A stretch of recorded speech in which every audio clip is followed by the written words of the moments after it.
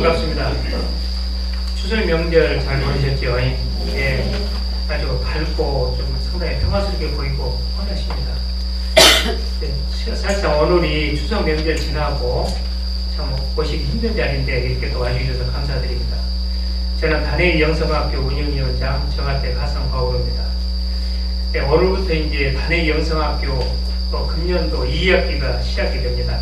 그래서 2학기에는 말하자면 소통에 대해서 합니다. 그래서 오늘날 우리가 대화를 하고 그래도 소통 부재로 해서 어려움이 많다고 그럽니다. 그래서 또 저 자신을 보더라도 가정이나 직장이나 또 단체 또 우리가 다니는 성당에서도 자기는 무슨 말을 하는데 상대방이 제 전해를 못 알아듣습니다. 그러면 괜히 서운하고 또 그래요. 짜증도 나요. 또 한편 생각해 보면은 내가 의사는 잘못했다고 또 반성도 됩니다. 그래서 이런 것들이 이제 가정이나 직장이나 이 공동체가 앉게 되면 상당히 많은 어려움도 있을 것이다. 그래서 오늘은 소통 부재의 현주소 이런 주제로 강의를 해주시겠습니다. 그래서 이런 강의를 통해서 자신을 한번 돌아보고 또 보다는 방법은 없겠는지 이런 것을 고민해보고 또 한번 생각해보는 그런 좋은 시간이 되겠습니다.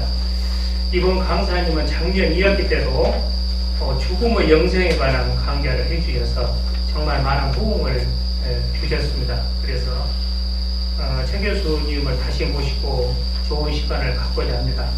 오늘 새로 오신 분들이 계셔서 우리 강사님이랑 소개를 다시 한번 드리면은 교수님은 독일 펠른대학교에서 철학과 교육신학과 교육학과 신학으로 학사 석사 학위를 받으시고 또 철학박사 학위를 받으셨습니다. 그래서 오늘 또 엄청나게 준비를 많이 해 오셨어요. 그래서 오늘 저희들을 위해서 귀한 시간을 내주신 교수님을 이 자리에 모십니다. 힘찬 박수로 환영해 주시기 바랍니다.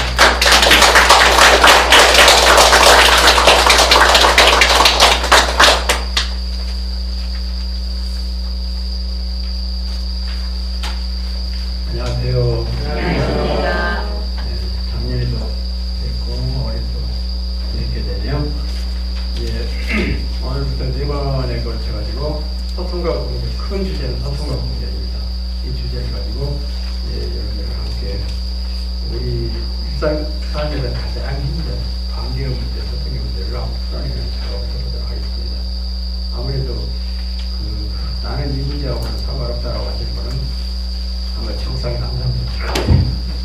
스스로 어려움을 겪고 있습니다. 본인 스스로가 어려움을 느끼지 못해서 그렇지 살다 보면 직관적으로 이제 항상 이 어려움 속에 사는 게 우리 삶이 아닐까 싶어요. 우리의 삶이 그러면 관계의 문제입니다. 소통의 문제고요. 이 문제를 가지고 우리가 힘들기 때문에 4번에 걸친 그런 작업을 한번 해보도록 하겠습니다. 우선 이제 오늘 첫 번째 시간이기 때문에요.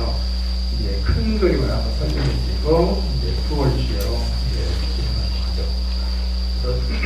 보시면 강의 죄에 대한 설명은 우리 유인물에 정리해 왔어요. 유인물을 보시면요. 인간은 불완전한 존재이므로 이를 극복하기 위해서 공동체를 이루어 살아야 한다라고 했는데 이게 아리스토텔레스 얘기예요. 아리스토텔레스가 니코마코스 윤리학에서 이 얘기를 합니다. 윤리라고 하는 말은 다른 얘기가 아니고요. 어울려 사는 존재라는 얘기거든요. 어울려 살다 보니까 문제가 생긴다는 거예요. 인간은 불완전한 존재예요. 만약에 인간이 완전하다 그러면 신처럼 완전하다 그러면 다른 존재의 도움이 필요 없어요. 혼자서 모든 게 다 해결되기 때문에 우리 인간은 결코 신이 아닙니다. 그렇기 때문에 인간이죠.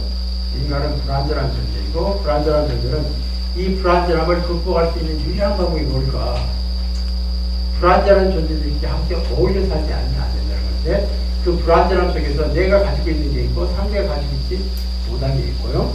또 상대가 가진 걸 내가 갖지 못한 게 있고 그걸 서로 맞춰가면서 살라고 하는 게 그게 창조주의 원래 뜻이라죠. 우리는 어떤 식으로든지 공동체를 이루기 위해서는 칼피도 살아왔습니다. 만약에 어떤 사람이 혼자서 잘 살고 있다고 요즘 나는 자연이다 해가지고 산속에서 사는 사람도 있어요. 그 사람들도 처음부터 혼자 살았던 건 결코 아닙니다. 그리고 살아가면서 끊임없이 어떤 식으로 교류를 해요.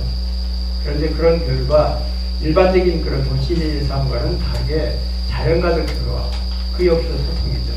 그리고 인간과의 교류는 좀 상당히 좀 뜸한, 그렇지만 그 교류는 여전히 일어나고 있습니다.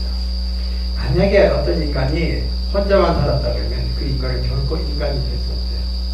인간을 인간으로서 성장 가능케 하는 것은 관계 안에서 부딪힘을 통해서 가능합니다. 공동체 안에 살지 않으면 결코 인간이 될 수 없다는 사실. 인간으로 태어났을 때 인간이 아니라 공동체 안에서 인간이 되어간다는 사실. 인간을 공동체를 비교 나오도록 결코 우리 인간은 인간이 될 수 없게 됩니다. 결국 우리는 관계의 부딪힘을 통해서 비로소 내적인 성숙이요, 인간답게 된다는 사실이에요. 우리는 그 부딪힘이 두려워서 피하죠. 그러면 어느 순간에는 그 부딪힘 때문에 넘어져요. 그리고 그 부딪힘이 삶에 아주 큰 걸림돌로서 모든 걸 가로막게 됩니다. 그럼 어떤 방법으로든지 그걸 치우고 가지 않으면 안 돼요. 그게 우리의 운명이에요. 인간의 운명입니다. 그래서 우리는 어떤 형식으로든지 불완전한 존재이기 때문에 공동체를 이루어 살지 않으면 안 돼요. 그 옛날 2300년 전 아리스토텔레스가 벌써 그 얘기를 했습니다. 그런데 문제는 공동체를 이루어 살다 보니까 이제 부딪힘이 생겨요. 뭐 때문에 우리는 부딪히게 되는가요? 부부 사이에도 마찬가지고요. 가장 이제 밀접한 가족관계 안에서도 그런 부딪힘이 여전히 있습니다. 그리고 우리가 인종으로 만든 여러 공동체 역시 부딪힘이 없을 수가 없어요. 그 부딪힘의 원인이 가장 근본적인 원인이 뭘까요?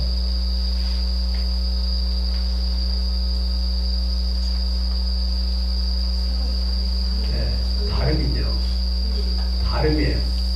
다름 때문에. 서로가 같기만 한다 그러면 우리는 결코 소통할 이유도 없고 관계를 맺을 이유도 없어요. 서로가 뻔한데 무슨 소통이 불가능한 거예요. 결국은 다름 때문에 부딪혀요. 우리는 이제 그 다름 때문에 부딪히게 되고 그 부딪힘을 적절하게 이렇게 감내지 못하고 소화내지 못하면 분명히 여기서 갈등이라고 하는, 대립이라고 하는, 폭력이라고 하는 여러 가지 문제가 발생하게 됩니다. 그러한 문제들. 그래서 우리는 이제 어차피 우리는 공동체를 이루어 살아야 되는데 그 공동체 안에서 여러 가지 부딪힘이 생기는 거고 그 부딪힘을 이겨나가기 위해서는 우리는 어릴 적부터 소통의 기술, 관계의 기술을 익히지 않으면 그걸 우리는 이루어서 어울려 사는 기술이라고 해요. 우리가 학교에서 공부하는 건 어울려 사는 기술을 가르치는 그런 과목이 별로 없어요. 먹고 살고 하는 그 문제에 대해서 훨씬 더 기능을 많이 줍니다. 정작 중요한 것은 어울려 사는 기술입니다. 어울려 사는 기술을 익힌 사람은 어디다 던져놔도 살아요. 그런데 어울려 사는 기술을 익히지 못한 공부만 잘한 사람이요, 노숙자 되기 딱 좋아요. 보세요. 많이 배운 사람도 그 정말 그 관계를 내지 못해가지고 노숙자 되는 경우 얼마나 많은지 몰라요. 그 우리의 삶의 기술은 첫째가 어울려 사는 기술이고 그 어울려 사는 기술의 또 다른 표현이 소통의 기술, 관계의 기술이라는 거예요. 그래서 오늘 우리가 하고자 하는 말은 바로 이 소통과 관계의 기술을 통해서 공존의 삶을 살 수 있도록. 공존 그러면 서로 어울려 사는 삶이죠. 그런데 소통, 관계 이런 게 잘 작동되지 않는다 그러면 공존이 아니고 공멸의 길입니다. 싸워요. 그런데 싸움이 꼭 나쁜 것만 아니에요. 부부싸움 꼭 나쁜 것만 아니죠. 그렇지 않습니까? 싸움이 일반적으로 와서 싸움이 안 좋다고 그러는데요. 왜 그럴까요? 싸우는 것은요, 다름을 맞춰가는 과정이에요. 그러니까 싸움은 반드시 필요합니다. 부부간에 싸우지 않으면 그건 그거가 부부가 아니에요. 싸워야 돼요. 그래서 싸움에는 규칙이 있고 틀이 있어야 돼요. 넘지 않아야 선이 있어야 돼요. 그게 중요한 거죠. 그걸 배웠어야 돼요. 그리고 아니 싸울 때는 치열하게 싸워야 돼요. 그러면서 서로가 다름을 받아들이기까지. 그리고 나면 그게 잦아들어요. 그리고 그 다음부터는 상당히 성숙하게 서로를 대하게 됩니다. 그 과정을 거치지 않으면 어디 가서나 마찬가지로 그 원한 게 깨지지 않아요. 깎이지 않기 때문에 또 다른 사람을 아프게 만들어서 또 힘들게 해요. 누가 힘드냐고요? 상대도 힘들지만 자기도 힘들어요. 그래서 공동체에서 탈출하게 됩니다. 결국은 혼자 자기 방 안에 자기를 가두게 돼요. 그게 우울증이에요. 그게 자폐고요. 우울증 환자가 얼마나 많은지 보세요. 현대인들요, 갈수록 우울증 환자가 더 많아져요. 물론 여러 가지 요인이 있겠지만 그 첫 번째가 소통과 관계의 실패자들이라고 해요. 우울증 1단계 뭔가요? 방 안에 자기를 가두고 안 나와요. 아이가 많은 사람들 있는데 가족을 안 해요. 친구들 안 만나요. 전화도 안 받아요. 이제 마지막 단계 식구들도 공부하게 돼요. 집안에 방 안에 들어가면 열어지도 않아요. 식구들이 다 나오고 없을 때 혼자라도 밥 먹고 다시 들어가요. 관계기술에서 실패한 관계기술을 익히기보다 오늘날 보면 우리 사회가 얼마나 좋아졌는지 몰라요. 먹고 사는 거 별로 어려움이 없습니다. 그리고 정말 우리 인류가 가장 풍요로운 시기가 바로 지금이 아닐까 싶어요. 그런데도 우울증 환자가 더 많이 생기는 거 보면 관계기술, 소통의 기술이 얼마나 중요한데 삶 그러면 삶의 기술은 바로 소통과 관계기술이라고 생각하시면 돼요. 그런데 그 부분에서 어릴 때부터 제대로 배우지 못해가지고 우울증 앓으면서 이 좋은 세상에서 스스로가 자기를 가지고 살아간다. 너무너무 안타까운 일을 주변에서 많이 보게 됩니다. 가정에서 자녀들 중에도 그런 분들이 분명히 있을 것 같고요.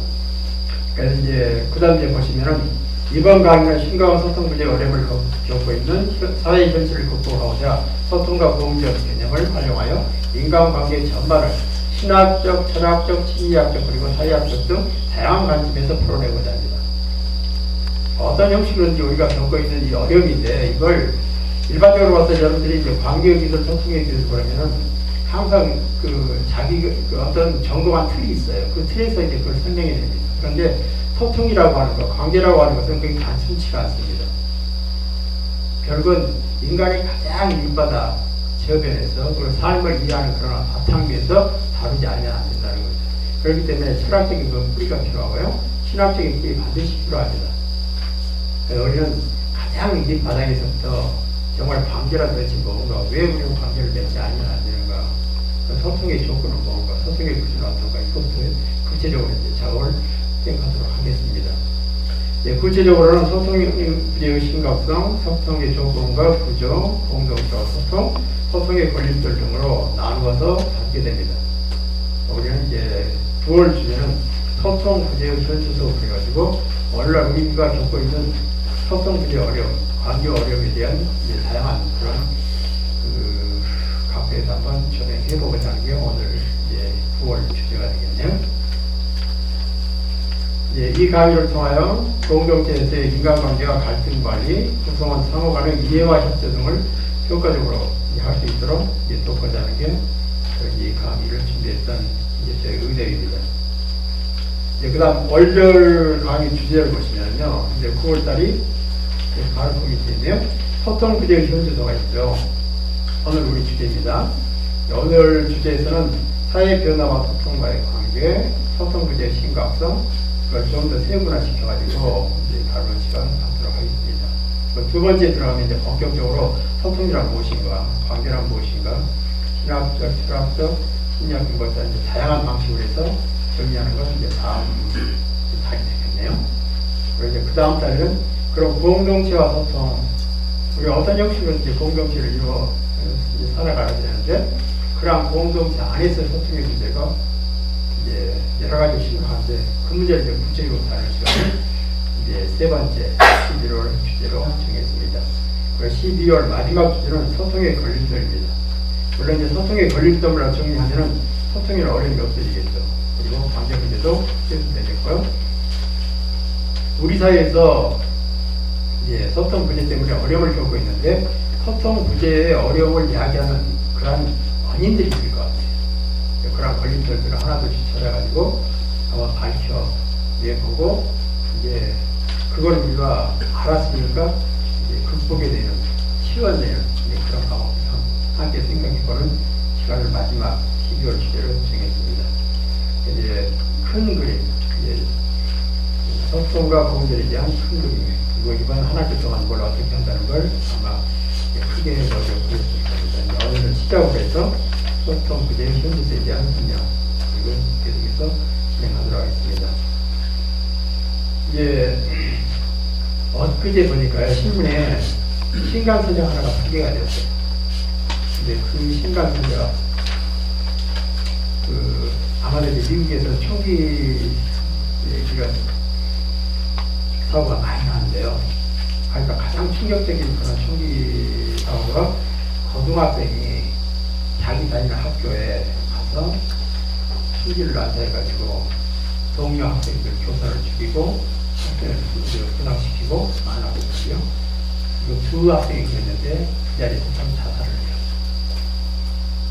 그 가해자 엄마가 쓴 책입니다. 그리고 그 엄마가 그 사고가 이제 17년 동안 스스로가 도대체 내 애가 왜 그런 가해자가 되었을까, 살인마가 되었을까. 처음에는 너무너무 인정할 수가 없었어요. 너무나 가슴이 아팠어요. 그런데 그 17년 동안 하루하루를 도대체 내가 뭘 잘못했을까, 내가 뭘 어떻게 잘못해가지고 그런 살인마를 만들었을까, 그 반성이 이 책에 고스란히 들어있습니다. 그 애들이 17살이었어요. 저희가 17살 먹은 그 시기에 사건을 일으켰고, 얘가 자살했죠. 그리고 그 엄마는 그 사건을 계기로 해가지고 가해자 엄마로서 삶을 살지 않으면 안 됐어요. 17년 동안 되돌아보기 시작했어요. 어릴 적부터 그 애 태어나서부터 뭘 키우면서 뭘 잘못했는가요? 아이가 말 그대로 열성 부모였어요. 열성 엄마였어요. 아이가 둘째 애이기 때문에 첫 번째보다 더 잘 키우겠다, 더 자신있게. 그리고 얘가 어릴 때 너무너무나 밝았어요. 햇살이라고 별칭을 줄 정도로. 근데 그 애가 살인마가 된 거예요. 결국은 그 책에 사는 얘기가요, 17년 동안, 그러니까 34년 동안의 그런 작업이었어요. 얘가 태어나서부터 17년 살았던 걸 다시 한번 고스란히 그걸 이제 한번 되짚어보았고, 그리고 사건이 나고 난 다음에 17년 동안 34년의 작업이 이 책에 들어있어요. 결론이 뭐냐고요? 아들과 좀 더 대화를 했더라면 자기가 가장 잘 알고 있는 그 아들, 자기에게 너무나 사랑스러웠다. 그런데 그 애가 살인마였어요. 자기만 잘했으면 되는 게 아니라 수많은 사람들을 총격하고 죽였어요. 그 부모입니다. 그 책이 지난주 2주 전에 이제 신간서적에 나왔더라고요. 그래서 이제 그 내용을 한번 정리해 봤습니다. 나는 가해자 엄마입니다. 제목입니다. 수 클리볼트이고요. 2016년 밤비에서 나왔어요. 나는 가해자의 엄마입니다. 제목입니다. 수 클리볼트이고요. 그리고 학교 총교사건의 가해자 부모의 얘기에서 두 명 중에 딜런 클리볼트라고 하는 아들이 딜런이에요. 그 엄마 수 클리볼트가 쓴 책입니다. 시간 되시면 꼭 한번 읽어보셨으면 해요. 정말 소통 부재가 얼마나 큰 결과를 낳는지 생각만 해도 끔찍하고, 그런 일이 도대체 내 아들한테도 그런 일이 있을 거라고 어느 정도 생각 못했어요. 그게 이 부모는 당했어요. 엄마는 받아들이지가, 이해할 수가 없어요. 그 책의 표지입니다. 나는 가해자의 엄마예요. 밑에 보세요. 나는 내 아이를 누구보다 잘한다고 생각했어요. 그게 부모들의 생각입니다. 결국은 그 애가 엇나가고 있는데도 불구하고 그 애가 엇나가고 있다는 사실을 인지하지 못한 게 가장 가까이 있는 엄마였어요. 그 애에 대한 반성입니다. 그런데 그 애는 끊임없이 엄마에게 사인을 줬어요.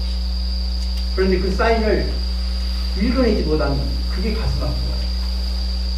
우리 자녀들도 마찬가지예요.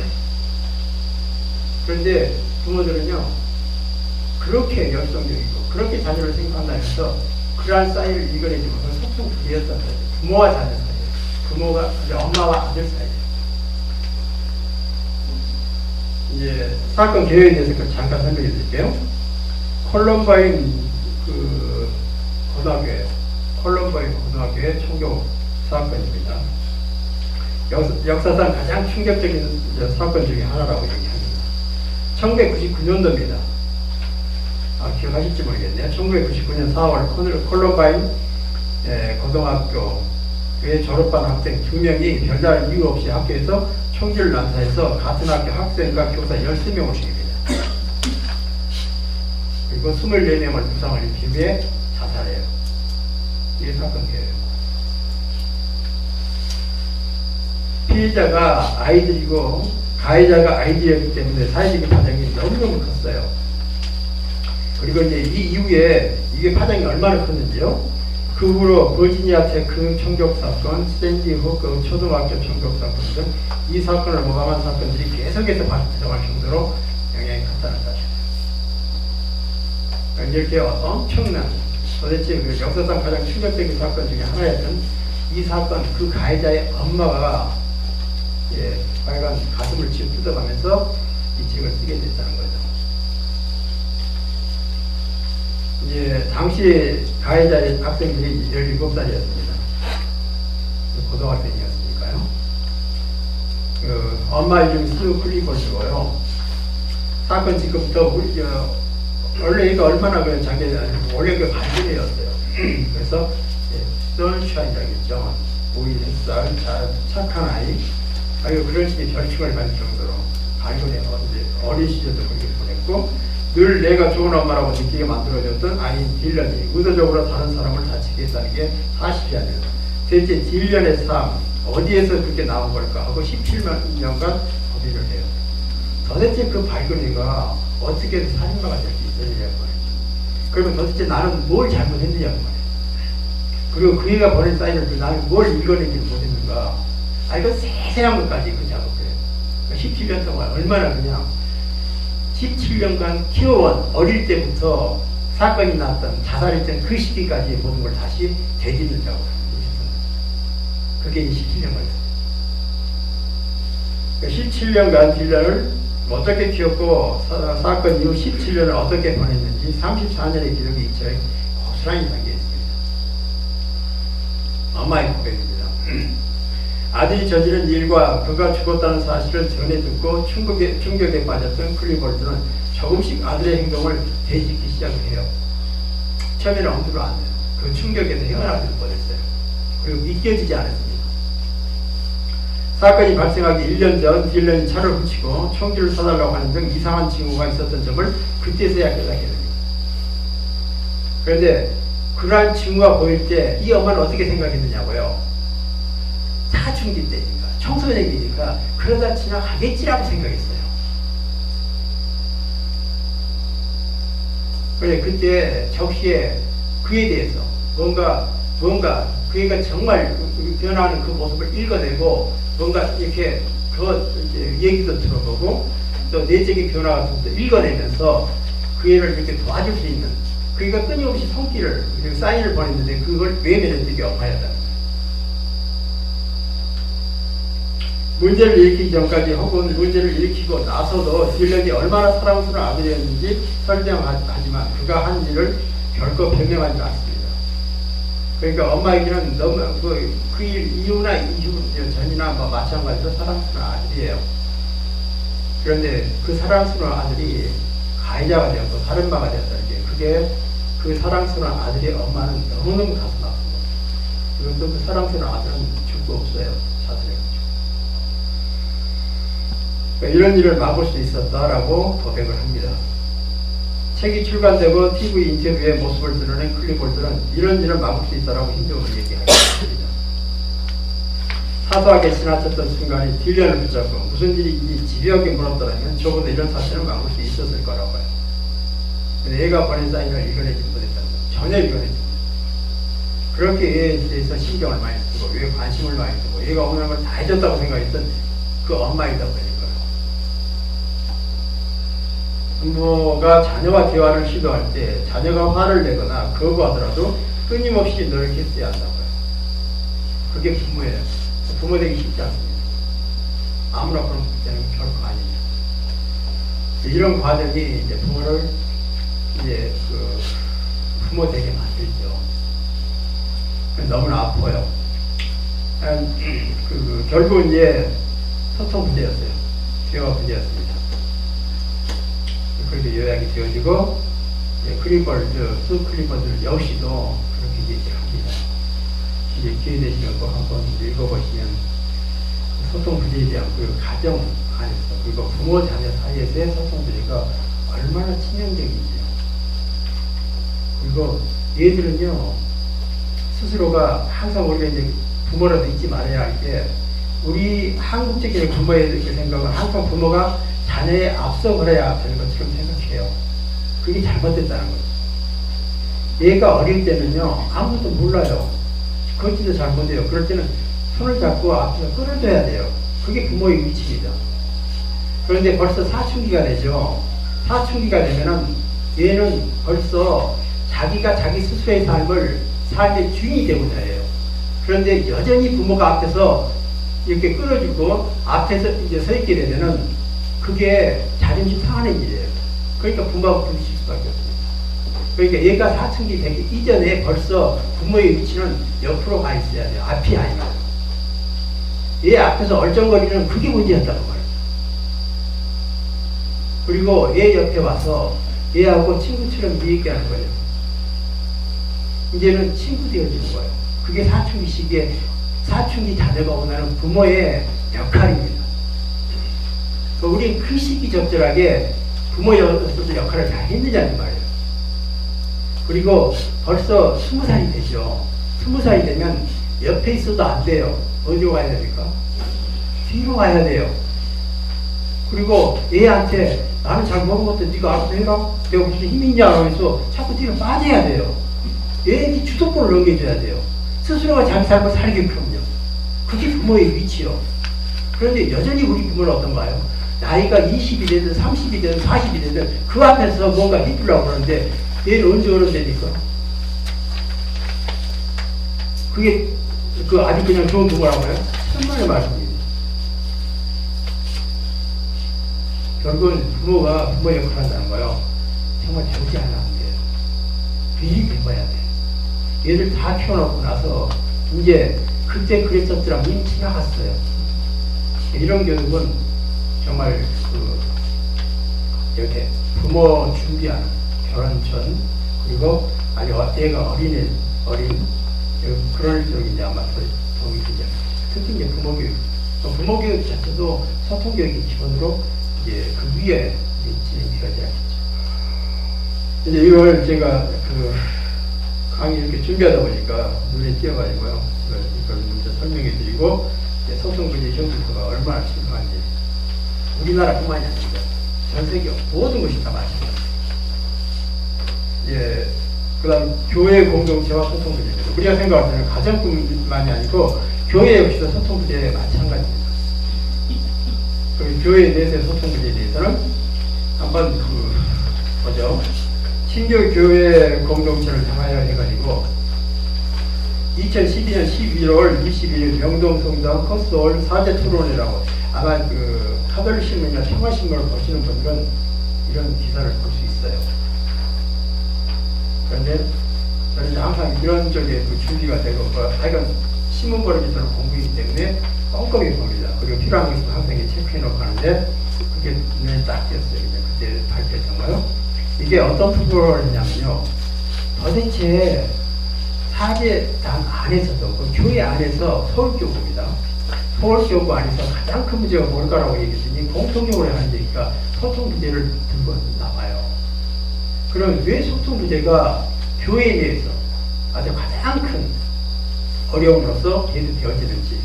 그래서 끝장 토론회를 한번 하자고 1년 동안 준비한 이후에 바로 이날 11월 22일 날 사제 토론을 했어요. 여러분들 그런 얘기를 들어봤죠. 계급장 때문에 얘기하는 거예요. 바로 이 자리가 바로 그 자리였어요. 그만큼 이게 심각했던 거고, 정말 사제들 안에서의 어떤 소통부재, 교회 안에서 소통부재, 정말 이건 남의 문제가 아니라 우리 문제고, 이 문제 풀어내지 않는 교회의 앞날이 어둠, 밝힐 수가 없다는 걸 너무너무나 느꼈기 때문에. 이제 이 토론회에서 세 가지 소통 부재의 영역을 찾게 돼요. 가장 첫 번째가 뭐였을 것 같습니까? 교회 안에서. 이분들이 딱 꽂은 게요. 첫 번째가 사제와 교부 간의 소통이 안 된다라고. 이 말이 무슨 말일까? 이게 잘 알듯 하면서 잘 이해가 안 가는 부분이. 주교님하고 신부님도 안 돼. 예, 맞습니다. 주교님하고 신부님 사이에 소통이 잘 안 된다는 거예요. 아마 이제 여러분들이 생각할 때는 그게 뭐 그럴 수가 있을까? 그런데 아주 심각해요. 예. 그런데 이건 신부님도 있을 때 그게 크게 느껴요. 저는 이제 이걸 언제 느꼈냐면요. 제가 이제 뭐 순서단체가 됐든 순영이 됐든 교구 해가지고 강의를 많이 해요. 그러다 보니까 인천 교구 사제 연수에 이제 강의 초청을 받고 가서 강의를 했습니다. 그리고 그때 주교님이 맨 앞에 앉으셔서 이제 사제들하고 단들하고 함께 강의를 듣고 오전 일정이 끝나고 점심시간입니다. 부비식을 준비가 됐어요. 이제 주교님 뭐 식사 뭐 이렇게 가지고 자리에 앉고 이제 신부님들은요 주교님 옆에 자리가 많은데도 저기 좀 가서 그 앞을 지나가서 신부님들끼리 이렇게 앉아요. 그 주교님 옆에 앉은 분은 저하고 이제 한두 사람 이렇게 있고 그 자리 많이 비어 있습니다. 그게 단점으로 보여주는 것 같아요. 그러니까 우리는 어딘가 뭐 이렇게 직책이나 뭔가 높은 사람과 함께 있는 게 부담스러워요. 어려워요. 그게 소통 부재예요. 교회에 대해서는 여전히 그렇습니다. 그래서 교회에 대해서 소통 부재는요, 아이러니하게도 교회에 대해서 소통 부재는 사랑의 흐름들을 막는 겁니다. 도대체 어느 앞에서는 안 된 것이에요. 그게 우리 교회, 한국교회의 가장 고질적인 문제라고. 우리 정말 그걸 반성하지 않아요. 우리가 사제와 교구의 간의 소통 부재 불행한 문제예요. 그러다 보니까 어떤 식이냐고요. 일방적일 수밖에 없어요. 소통은 상호성의 원칙이 작동되는 게 소통입니다. 일방성의 원칙은 소통하고는 전혀 상극이에요. 우리 사회의 모든 구조가 일방성의 원칙이 더 우세하다는 사실이에요. 바람직한 소통은 어디에서 찾아오거든. 자녀 사이에도 일방성이에요. 부모의 일방적인 그런 이제 일방성이 훨씬 더 강해요. 자녀 쪽에서 올라가는 건 그게 10분의 1도 안 되는 경우도 있어요. 그 자녀를 제대로 키울 수 있는 조건이 아니라는 거죠. 구조적으로 돼 있어요. 우리는 그런 구조를 이해하고 우리가 몇 마디 뭔가 배워서 바꾼다고 해요. 그건 도대체 용납이 안 돼요. 그건 해결책이 아니에요. 구조 자체가 그렇게 돼 있어요. 우리 사회 구조 자체가 돼 있고 우리 내 구조 자체가 그렇게 돼 있는데 그게 어떻게 하나쯤 바뀌어질 수 있냐고 말이죠. 본질적인 문제죠. 그 구조적인 문제라고 그러죠. 그리고 그 구조적인 문제도 의식의 구조적인 문제예요. 바로 이제 그런 걸 우리가 찾아내서 작업을 해야 되는데 그 작업이 쉽지 않다는 사실이에요. 아파요. 힘들어요. 알더라도 이걸 바꿔서 낸다는 것은 결코 쉽지 않습니다. 이 작업 우리가요 섣불리서는 안 돼요. 정말 작심하고 하지 않아요. 완전히 내 삶을 개조한다고 생각합니다. 오늘 이제 우리가 소통 분야 연습이 얼마나 심각한지 그것도 가정은 당연하겠고 교회에 대해서도 마찬가지라고 해요. 그 다음 또 한 가지 셋이 이제 주제를 얘기했는데 또 이제 소통 분야의 영역이 뭘 것 같아요. 두 번째가 사제와 신자와 그거 좀 앞서면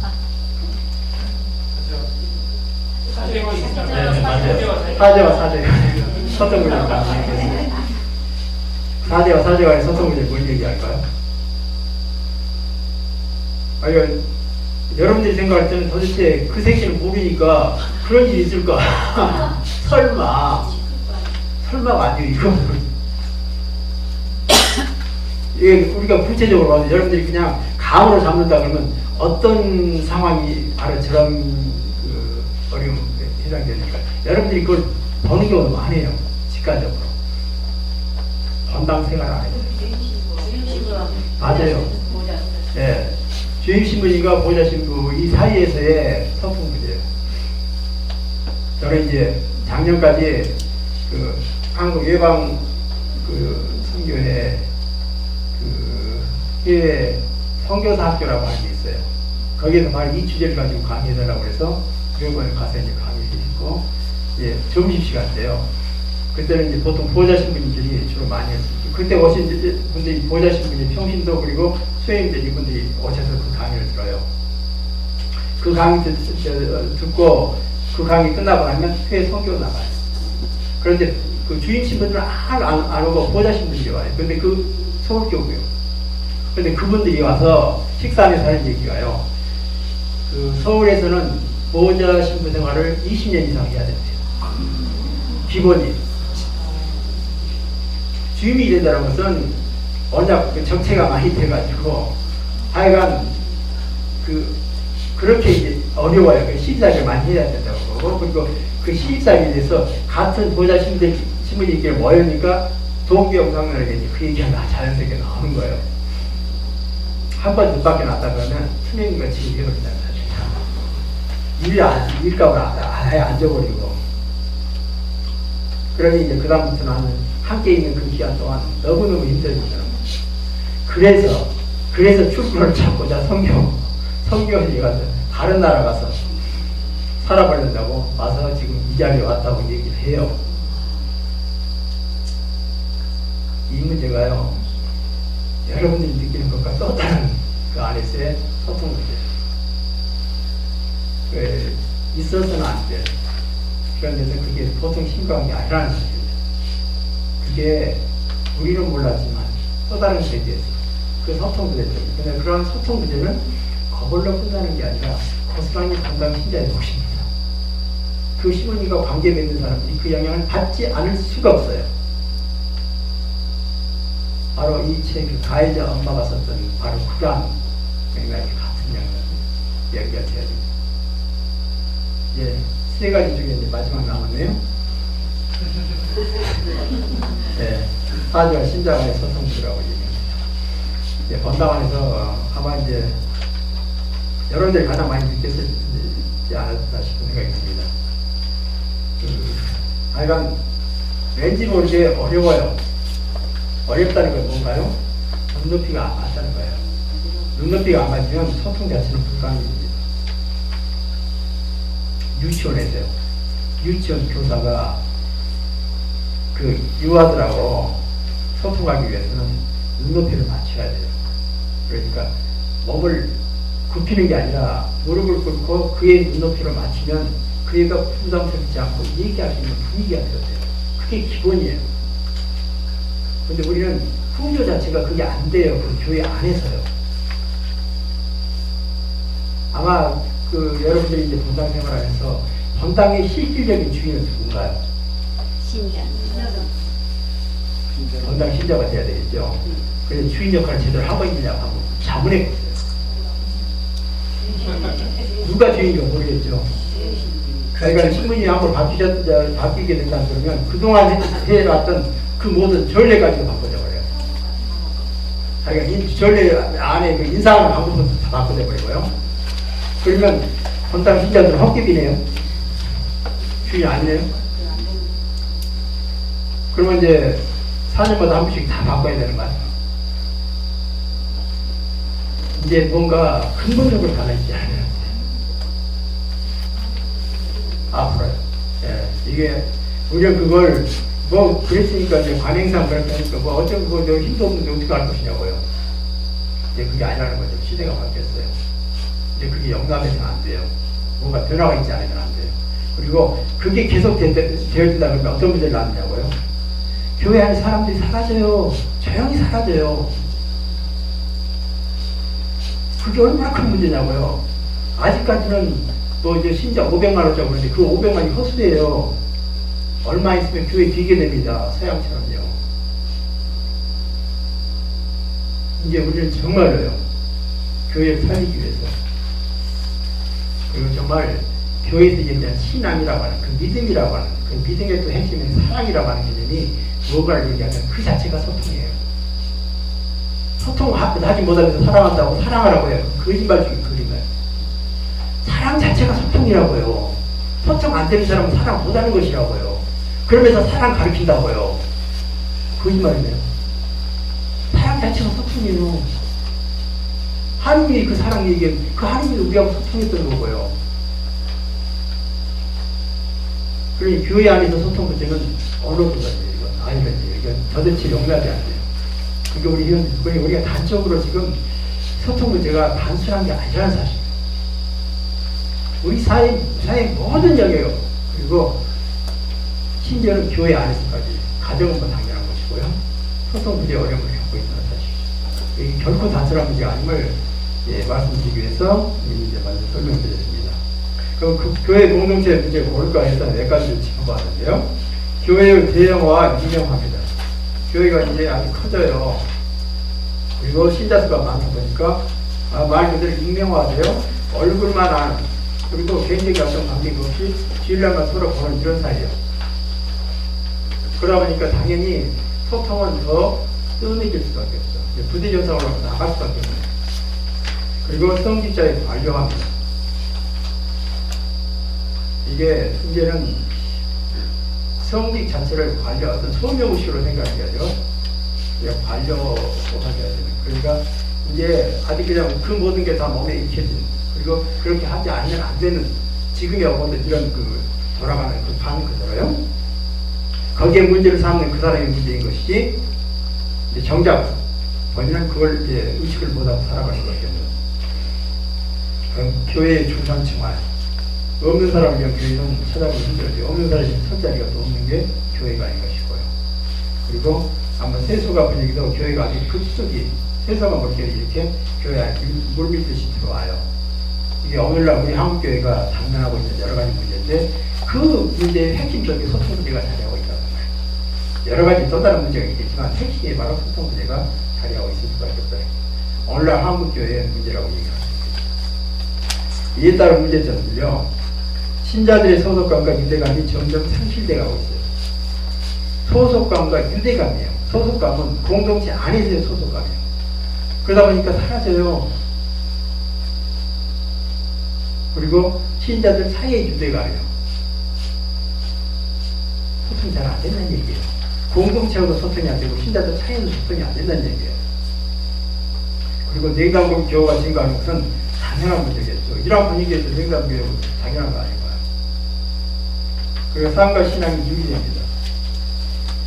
그러니까 우리가 교회 안에서의 그런 가르침과 그 교회 안에서의 가르침이 삶 속에서 실천에 옮겨지는 게 아니라 교회 나올 때하고 교회 나가자마자 때하고 완전 또 다른 모습으로 삶을 살아가는 거예요. 그래서 삶과 신앙의 유기요. 그게 이제 갈수록 더 심화되었습니다. 그리고 형식적이고 개인주의적인 신앙생활이 이제 갈수록 더 심화되어지고 만연되어지지 않을 것입니다. 그러다 보니까 이런 결과가요, 서구가 우리 앞서 걸었던 길이에요. 서구의 교회들을, 수도공동체들, 이제 아주 그냥 사람들이 없어요. 할머니들만 앉아있는 경우가 많아요. 그게 머지않아서 우리의 모습이 아닐까 싶다는 거예요. 저는 제가 독일에서 12년 그렇게 공부하면서 보았던 게 그런 모습이었고, 저 모습이 바로 앞으로 10년, 20년 후에 우리의 모습이 될 것 같다. 우리는 정말 저에 대한 대응책, 정말 저런 문제를 해결할 수 있는 그런 근본적인 어떤 대책을 가지고 있고, 뭐가, 한번 그렇게, 그런 문제를 해결하기 위해서 여러 가지 있는지에 대해서 자문해 볼 때, 아직은. 그리고 제가 볼 때는 이제 발등에 떨어진 불인데 강 건너 불처럼 보고 있는 게 우리 한국의 이런 상황인식이 아닐까 싶은 생각을 해봅니다. 제가 볼 때 너무나 하여간 마음이 정부하고 정말 숨쉬기도 힘들 정도인데 느긋하게 생각하시는 분들이 생각하면 글쎄요, 그냥 답답하죠. 그러니까 문제 해결을 위한 대안으로 봐서는 친교의 공동체로서의 교회성을 재정립해야 됩니다. 여기서 친교라고 하는 얘기하죠. 친교를 가장 적절한 말로 바꾸라고 하면 사랑이고 소통입니다. 그러니까 사랑과 소통이 있는 그런 교회 공동체라고 바꾸자는 얘기예요. 소통 문제는 용납이 안 돼요. 소통 문제는 다른 말로 사랑 문제를 얘기해요. 그러니까 친교의 공동체, 친교라는 단어를 많이 쓰죠. 친교의 또 다른 표현이 사랑이고 소통이라는 거죠. 우리는 소통이라는 단어가 교회에 대해서의 친교라는 단어로 달리 쓰여지고, 그게 또 사랑이라는 단어로 쓰여지는데 결국은 소통이라고 생각하시면 됩니다. 소통의 공동체로 지혜정립하고 바꾸자고 하는 거예요. 그러니까 소통 부재 문제를 해결하지 않으면 결코 해결할 수 없는 게 바로 교회 내 문제들이라는 거예요. 교회 구성원 간의 인격적인 만남과 소통입니다. 여기서 인격적인 만남은 이제는 눈높이 던져버리고 그건 필요 없다는 말이죠. 이제는 서로가 다름을 서로 맞추는 작업이에요. 그게 바로 인격적인 만남입니다. 그리고 인격적인 만남의 기본은 소통이에요. 이게 같은 표현이 같은 내용의 다른 표현들이라고 생각합니다. 인격적인 만남, 소통, 사랑, 친교 다 같은 의미예요. 그런데 표현만 달라요. 다른 게 아닙니다. 다른 거라고 생각하면 잘못 이해하신 거예요.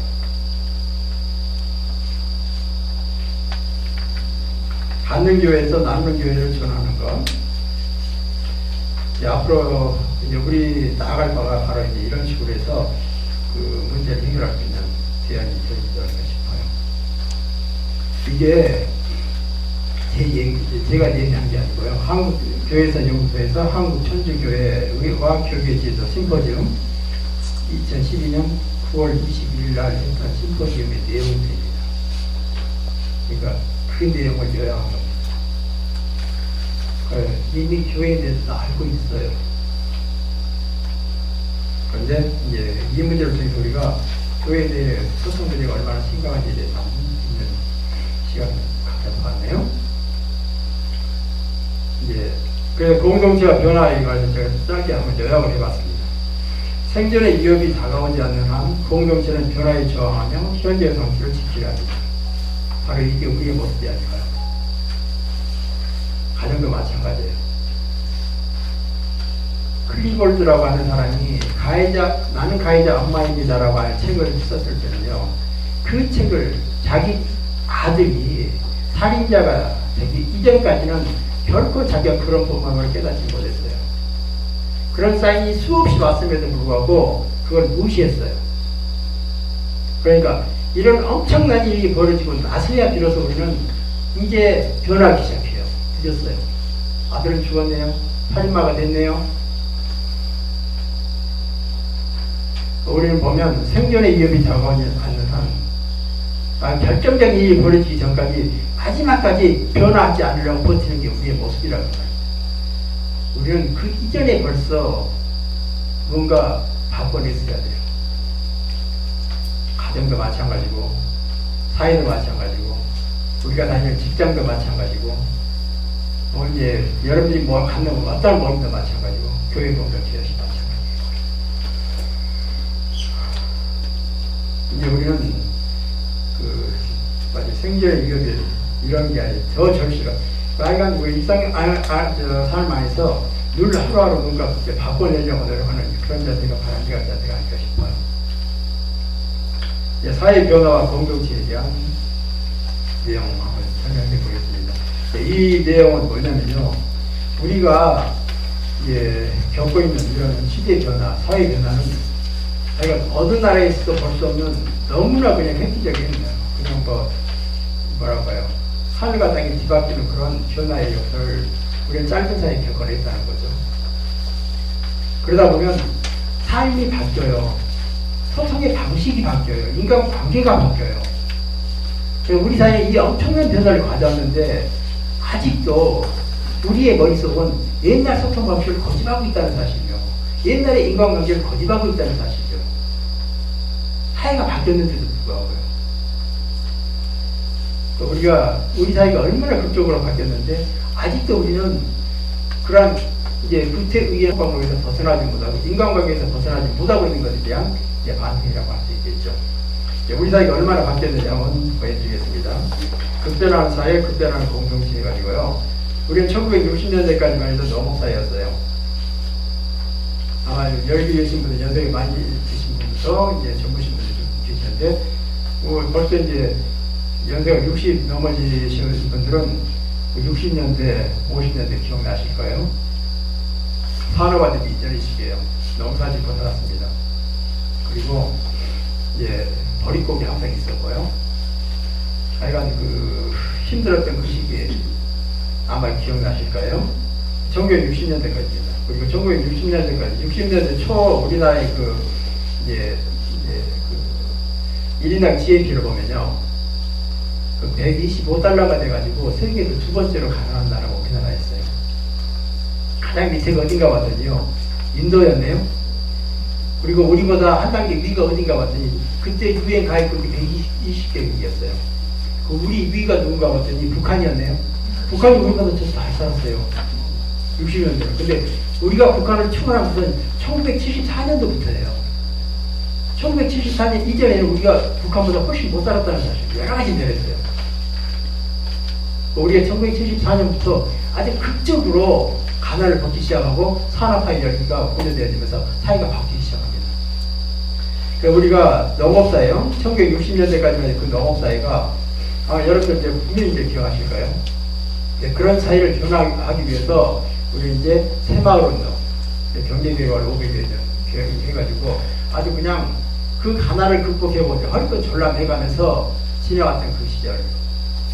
지금 이제 60대, 70대, 80대 그 이제 아직 그분들. 그래서 젊은 사람들은 이제 그게 이해가 안 가요. 도대체 헐벗 졸라맸다는 뜻이 뭔지, 그리고 뻥거리가 무슨 뭘 의미하는지. 그게 그만큼 이제 시대의 차별이 심한 거죠. 그리고 새벽종이 울렸는데 그 소리만 들어도 그냥 생각해보세요. 빗자루 들고 일어나서 동네 마당 쓰려야 되고요. 그리고 지붕 계량한다고 초가지 걷어내고 슬리트를 막 올리고 겨울철 농한기 때 나와서 뭐 가만히 있자기 그거 했던 거 기억나시죠? 이제 그 시기입니다. 이제 그런 결과에서 우리는 산업화로 이어져요. 1970년에서 90년대 중반까지 산업화요. 이게 거의 마무리가 됩니다. 유럽의 산업화보다는 우리가 200년에서 300년 늦었어요. 그런데 이게 한 20, 30년 사이에서 아주 그냥 그 짧은 사이에 산업화를 일으켜버리는. 그러니 이런 나라가 없어요. 어떻게 보면 너무너무 자랑스러워요. 그래서 이제 우리 그 기본적인, 원래 우리가요, 한국 민족은 은근과 쑥이거든요. 그런데 그 민족이 빨리빨리로 바뀌었어요, 그냥. 그래가지고 외국 사람들이 가장 먼저, 산업연수생이 가장 먼저 배운 말이 빨리빨리래요. 무슨 뜻인지 모르겠어요. 그냥 빨리빨리. 그게 바로 산업화에 나온 결과라고 생각하시면 돼요. 그래서 이제부터는 자원시간 빨리빨리 해가지고 하여간 산업화도 빨리 이제 마무리했습니다. 200년 늦은, 200, 300년 늦은 그 산업화가 얼마나 빨리 완수해버렸는지 몰라요. 우리가 농업사회가 산업사회로 바뀐다는 것은요, 페라이다임 자체가 바뀝니다. 틀이 자체가 바뀐 겁니다. 농업사회라고 하는 틀이 산업사회의 틀로 바뀌었어요. 틀이 바뀌었다는 것은 삶이 바뀌었다는 걸 얘기해요. 삶이 바뀐 건 뭘 우리를 생각하실 수 있냐면은 우리의 주거문화가 바뀌었는데 그쪽으로 바뀝니다. 옛날 주거문화는 초가지였을 거예요. 그리고 귀하지 뭐 잘 사는 사람은 대부분 초가지 살았겠죠. 그런데 이 집을 한번 생각해 보세요. 3, 4대가 어울려서 한 집안에 살았어요. 그런데 산업화로 들어가면서 아파트로 바뀝니다. 아파트는요, 3, 4대가 어울려 사는 게 아니라 부모 세대, 자녀 세대, 2세대만 어울려 살아요. 그러다 보니까 이 주거 공간의 크기가 훨씬 상대적으로 넓어져요. 왜? 식구가 적다 보니까. 그 안에서 어떤 일이 벌어지냐면 내 방이라는 게 생겨요. 자기 방이요. 이제 자기 방을 가지고 태어나서 자란 세대와 자기 방이 없이 자란 세대는 이게 달라요. 그러니까 소통이 안 돼요. 우리는 그거 우습게 생각하는데 그게 얼마나 그냥 큰 영향을 미쳐요. 그게 사회적 변화가 관계까지도 바꿔놓는다는 사실이에요. 그러니 세대 차이가요. 이게 말이 안 통한다고 얘기하는데 왜 안 통하냐고요. 이런 그 외적인 변화가 관계에 결정적인 영향을 미쳤다는 거예요. 말이 안 통하죠. 그러니까 우리 주거 문화는 그쪽으로 바뀝니다. 그래서 농경 사이에 이런 틀이 산업 사이로 바뀌어요. 여러분들이 그 신차가 나오면요, 신차도 틀 자체가 바뀌는데 이게 진정한 신차가 돼요. 그런데 그 틀을 그대로 두고 앞뒤에 뭐만 이렇게 바꾸는 거예요. 그건 신차라고 얘기하습니다. 우리 사회 변화는 틀 자체가 바뀌었어요. 농업 사회가 산업 사회로 바뀌는 이건 엄청난 틀의 변화예요. 그런데 이게 한 번으로 끝난 게 아니라 1990년대 중반에서부터는 정보화라고 하는 새로운 개념이 시작되기 시작해요. 그래서 정보 사회를 진입하게 됩니다. 산업화는 서구 모든 나라에 비해서 우리는 뒤졌어요. 그런데 정부와는 우리가 선두주자야 됩니다. 선도하고 있습니다. 우리가 만든 게 표준이 됩니다. 그게 가능하냐고요. 우리는 해냈어요. 그게 대한민국 사람이에요. 그 60년 가장 비건 세계 120국가에서 밑바닥에서 있던 대한민국이 세계를 선도할 수 있는 정보화의 선도국가라고 얘기하는데 그게 믿겨지냐고 그 말이죠. 인류 역사를 다 뒤져보세요. 가장 밑바닥 이런 나라가 자기가 5, 60년의 이 짧은 기간에 가장 선두 그룹으로 들어갔다는 건 어디 역사를 찾아보고 세계 인류 역사를 찾아보면 없어요. 아주 획기적인 변화입니다. 근데 그 획기적인 변화는 외적인 변화예요. 그 외적인 변화는 내적인 어려움을 병행하고 동행한다는 사실이에요. 그게 우리의 문제예요. 우리가 내적인 문제에 그 부분이 채워지지 못한다 그러면 지금 있는 그러한 올라간 이게요, 어느 날 갑자기 떨어질 수도 있어요. 추락이에요. 추진각합니다. 현재 우리가 그 상황에 놓여 있어요. 인간 관계도 마찬가지고 소통의 문제도 마찬가지고 우리 경제 구조도 마찬가지라는 사실. 또 우리는 농업사에서 산업사회로 한 번이 틀이 되나봐요. 한 번으로 끝난 게 아니라 쿵 이어서 산업사회가 정보사회라고 하는 또 다른 틀이 되나요. 그러니 걷잡을 수 없어요. 헷갈려요. 어떻게 살아야 되는지 우리는 물어보지 않으면 안 돼요. 그런데도 불구하고 그런 작업을 안 해요. 내가 잘 알고 있다고. 이렇게 살면 된다고요. 그러다 보니까 생기는 문제가 뭘까요? 심지어는 부부간의 대화조차 안 되는 게 우리의 주소예요. 현 주소예요. 사회가 이렇게 바뀌었는데도 불구하고 아직도 남성들의 사고방식은 전통사회에 물려받았던 남성의 권위, 남성의 위치를 고수하려고 그래요. 그러다 보니 부부간의 눈높이가 안 맞아요. 여전히요. 그리고 전통을 더 고집하는 이런 그 권위주의적인 성향이 강하면 강할수록 부부간의 문제는 더 심각해져요. 저는 수많은 이런 부부들, 이혼 유기의 부부들 상담을 안 해요. 그 근본적인 게 바로 그 문제예요. 그러니까 사회가 바뀌었으면 바뀐 사회만큼 스스로가 이 사회 변화에 걸맞게 변하려고 노력했어야 되는데 그런 부분에 대해서는 전혀 노력을 하지 않았다는 사실이에요. 그러니까 뭔가 언밸런스까지 심각한 게 오늘 현재 우리의 삶이라는 겁니다. 우리가 초현대에 아예 인류에 있어서 가장 발전되고 발달되고 번영하는 그 시대에 살고 있으면서도 많은 것은 아직 전통에 묶여있는 부분들이 여전히 남아있고 그게 우리의 발목을 잡고 있고 그게 인간관계나 소통의 문제에 여전히 어떤 걸림돌로서 역할을 하게 된다는 사실. 그러니까 사회가 변한 만큼 우리도 변화되었어야 되는데 그게 그렇지 못한 것에 대한 문제가 심각하다는 걸 말씀드리는 거죠.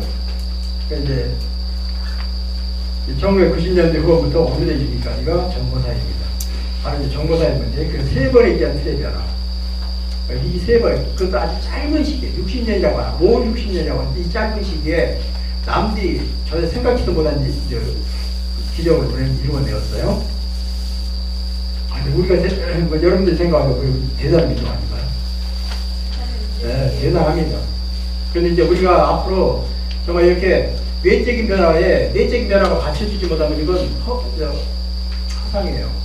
그리고 힘이 없이 그냥 쓰러져 내릴 수밖에 없는데 바로 이걸 받쳐주는 이 작업이 꾸준히 이어져야 되는데 그게 바로 우리의 문제가 아닐까요?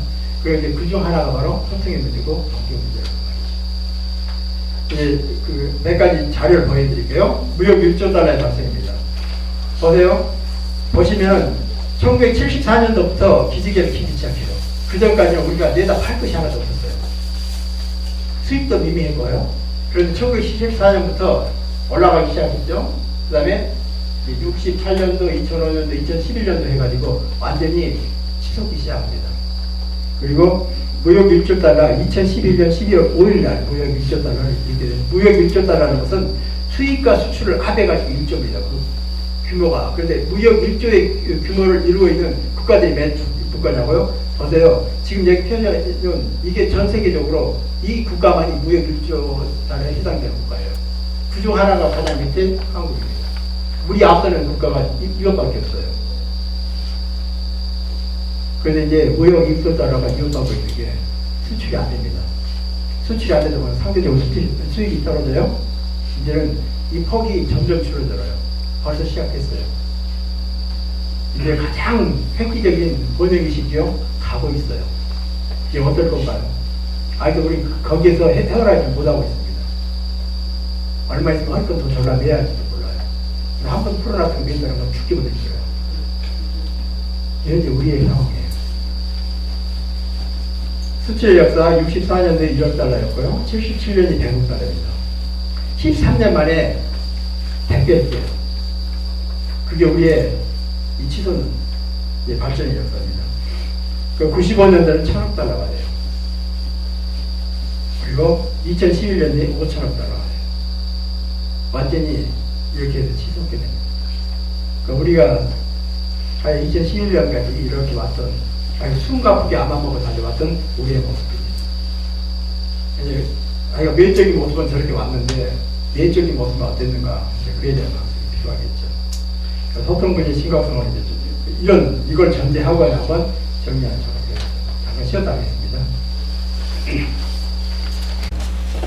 우선 이제 소통 문제에 대한 가장 소통 문제 한 문장으로 얘기하라 그러면 막히면 고이고 고이면 썰 문장을 생각하겠습니다. 주부들은 주방 하수 맡으면 어떤 것 같아요? 나가가지고 아무것도 못해요. 화장실 맡으면 어떤 것 같아요? 지금 더 술래야 될 때 맡았다 그러면 그건 아주 문제가 심각합니다. 그게 이제 소통이 부재된다고 해서 불통돼야 불통이 문제입니다. 그래서 막히면 고이고 고이면 썩는다 해서 한 곳에 머무르다가는 뭔가 문제를 일으키게 되죠. 이러한 소통 문제는 항상 오해와 불신을 말씀합니다. 하여간 오해와 불신은 소통 부재에서 온다고 생각하셨어요. 인간관계의 문제의 시작은 오해와 불신입니다. 오해와 불신은 소통이 잘 안 되기 때문에 그렇죠. 말이 안 통해서 그렇기 때문에 그렇죠. 나는 이런 의도로 얘기했는데 상대는 다른 의도로 받아들여요. 그런데 그게 희한한 게요. 상황에 따라 다 달라요. 내가 기분이 좋으면 상대가 기분 나쁘게 얘기해도 잘 받아들이는데 기분이 뭔가 좀 꼬여있다 그러면 상대가 아무리 좋은 얘기도 꼬여서 받아들일 수밖에 없어요. 그럼 그걸 이해하지 않으면 안 돼요. 지금 상대의 심정, 상대의 감정 상태가 어떤가를 읽고 그에 적절하게 뭔가 맞추려고 하면 그것도 필요하다는 거예요. 그러니까 소통은 그건 결코 쉽지 않습니다. 내가 하고 싶은 말 그대로 한다고 해서 소통되느냐 그게 아니라는 말이죠. 잘못 오해될 수 있고 오해는 불신을 낳게 만든다는 말이죠. 그런데 이게 거기서 끝나면 좋은데 거기서 끝나지 않고 이어진다는 거죠. 그게 바로 갈등과 대립으로 연결돼요. 오해와 불신은 갈등과 대립으로 연결돼요. 그걸로 끝나는 게 아니라는 거죠. 그리고 갈등과 대립은 여기서 그 다음 단계가 바로 폭력과 전쟁이에요. 모든 형태의 폭력, 모든 형태의 전쟁은 그 이면에 소통 부재가 작용하고 있다는 것입니다. 그게 국가와 국가 간, 민족과 민족, 그리고 개인 대 개인, 단체 대 단체, 마찬가지로 소통 부재입니다. 우리가 남북간의 문제도 대화를 풀었으면 대화를 풀었으면 하죠. 근데 대화가 안 되는 경우도 있어요. 대화가 안 돼서 대화가 경색되었다 그러면 이제 그게 어떤 형식으로 제 관계가 이루어지지 않으면 안 되는 거고, 그게 잘못해서 폭발했다 그러면 폭력, 전쟁, 그 가능성이 이제 하고 있죠. 모든 폭력과 전쟁은 어떤 형식으로든지 그 이면에서 살고 있는 기본적인 원인을 소통 부재에서 찾아볼 수 있게 됩니다. 그러면 이제 결국은 어떻게 되냐고요? 공존 자체가 불가능입니다. 함께 산다는 자체가 불가능해져요.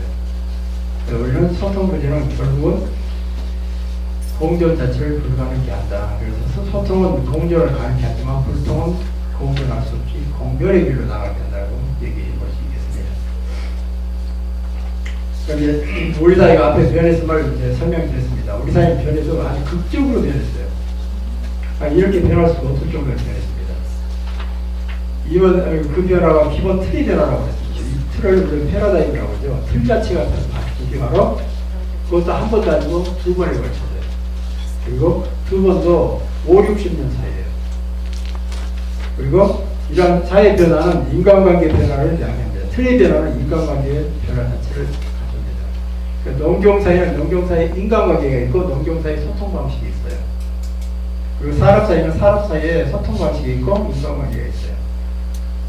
정보 사회는 소통 방식과 인간관계가 또 달라졌네요. 요즘은 어떤가요? 다들 스마트폰에다가 보게 받고 있죠. 어른 아이 아무도 없이요. 그게 소통 방식이에요. 새로운 소통 방식이에요. 그런데 그걸 잘 쓰는 젊은이들과 잘 못 쓰는 어른들 사이에는 단절이 어릴 수밖에 없어요. 거실에 함께 앉아 있습니다. 거실 벗을 한번 우리가 생각해 보세요. 각각의 연령층이요. 부모, 부부가 있고 자녀들과요. 자녀들도 이제 층이 있겠죠. 그런데 함께 앉아서 테레비고 그런데 다른 한 사람은 또 이제 스마트폰을 보고 있어요. 그러면 화제가 달라요. 생각하는 내용이 달라요. 그러다 보니까 함께 식사하면서도 뭔가 함께 나눌 수 있는 화제가 없어요. 그게 우리 현실이에요. 그게 정보사회의 단면입니다. 정보사회는요, 하여간 그 어떤 사회보다도 소통의 도구들요. 소통의 수단을 최고로 하여간 만들어 놓은 게 바로 정보사회 기술이에요. 그게 스마트폰까지 만들었어요. 스마트폰 보세요. 말 그대로 이건 요술상자 아닌가요?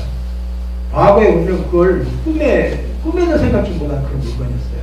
그런데 그게 각 사람 손에 쥐어져 있습니다. 그게 원래 우리가 살고 있는 정보사회의 우리의 모습이라는 거죠.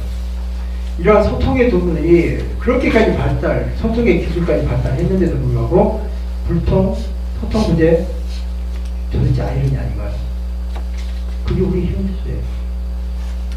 인간관계의 소통 관계, 모르게 바뀝니다. 가정, 직장, 공동체, 혼이 이런 문제 노출되어 있고요. 소통 방식까지도 아주 변화되는.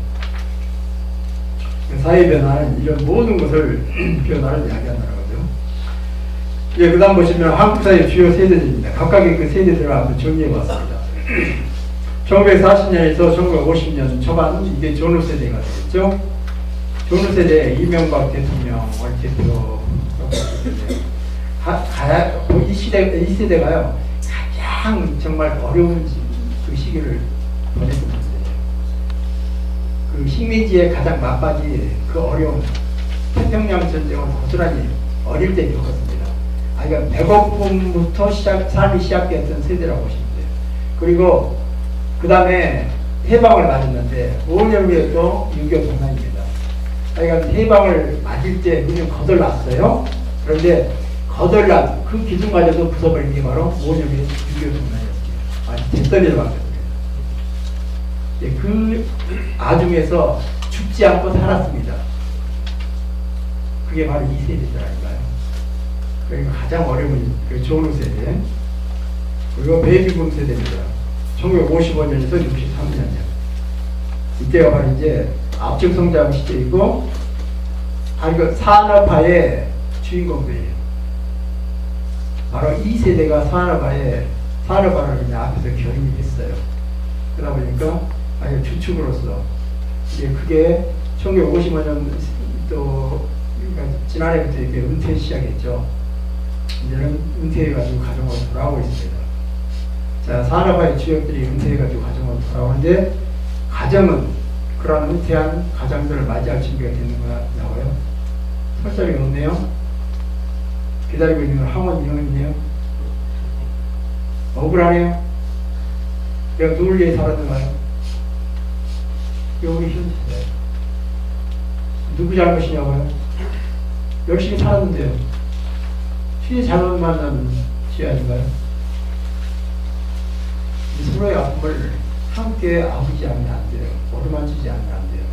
그게 관계 안에서 소통 안에서요. 그게 진정한 게 사랑 아닐까요? 그런데 지금 시대가 바뀌었어요. 그게 바로 이제 베이비붐 세대들의 어려움이고, 이제 그 세대가 바로 소설가 은희경 씨부터 시작해서 이제 대부분 이런 사람들이 그 세대에 속하고, 386 세대입니다. 1960년, 69년생 민주화 외친 사람들. 386. 근데 386 하여간 우리 민주화 그냥 민주화의 그냥 그 기수 역할을 했던 예, 분들이죠.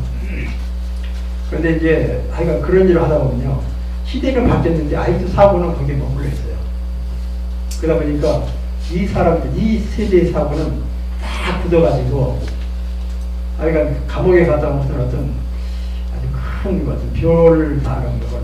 그리고 시대가 바뀌었는데도 바뀌어진 시대에 대해서는 전혀 인식하지 못하고 과거에서 머물러 있는 그런 모습을 보게 됩니다. 안타까워요. 그러니까 한 시대를 정말 어려운 일을 겪고 해왔는데 그게 그 변신에 이렇게 부드럽게 변신해서 변화된 모습으로 또 다른 삶을 살아야 되는데 그러지 못하니 안타까워요. 그리고 그 다음에 이제 X세대 1970년생인데 사활 이념, 사활 정치, 개인주의를 거의 철새됩니다. 특히나 그 프로듀스 좀 바뀌냐고 해가지고 오디션 프로그램 많이 나오죠. 나이 든 사람들이 보기에는 조금 뭐랄까 조금 이해하기 쉽지가 않고 춤추는 것도 그렇고 뭐 하는 그걸 좋아하는 또 사람들이 있고 그러니까 얼마나 다양한지 몰라요. 그런데 왜 X세대라고 했을까요? 하고 많은 그 명칭이 있는데 왜 X세대냐고요?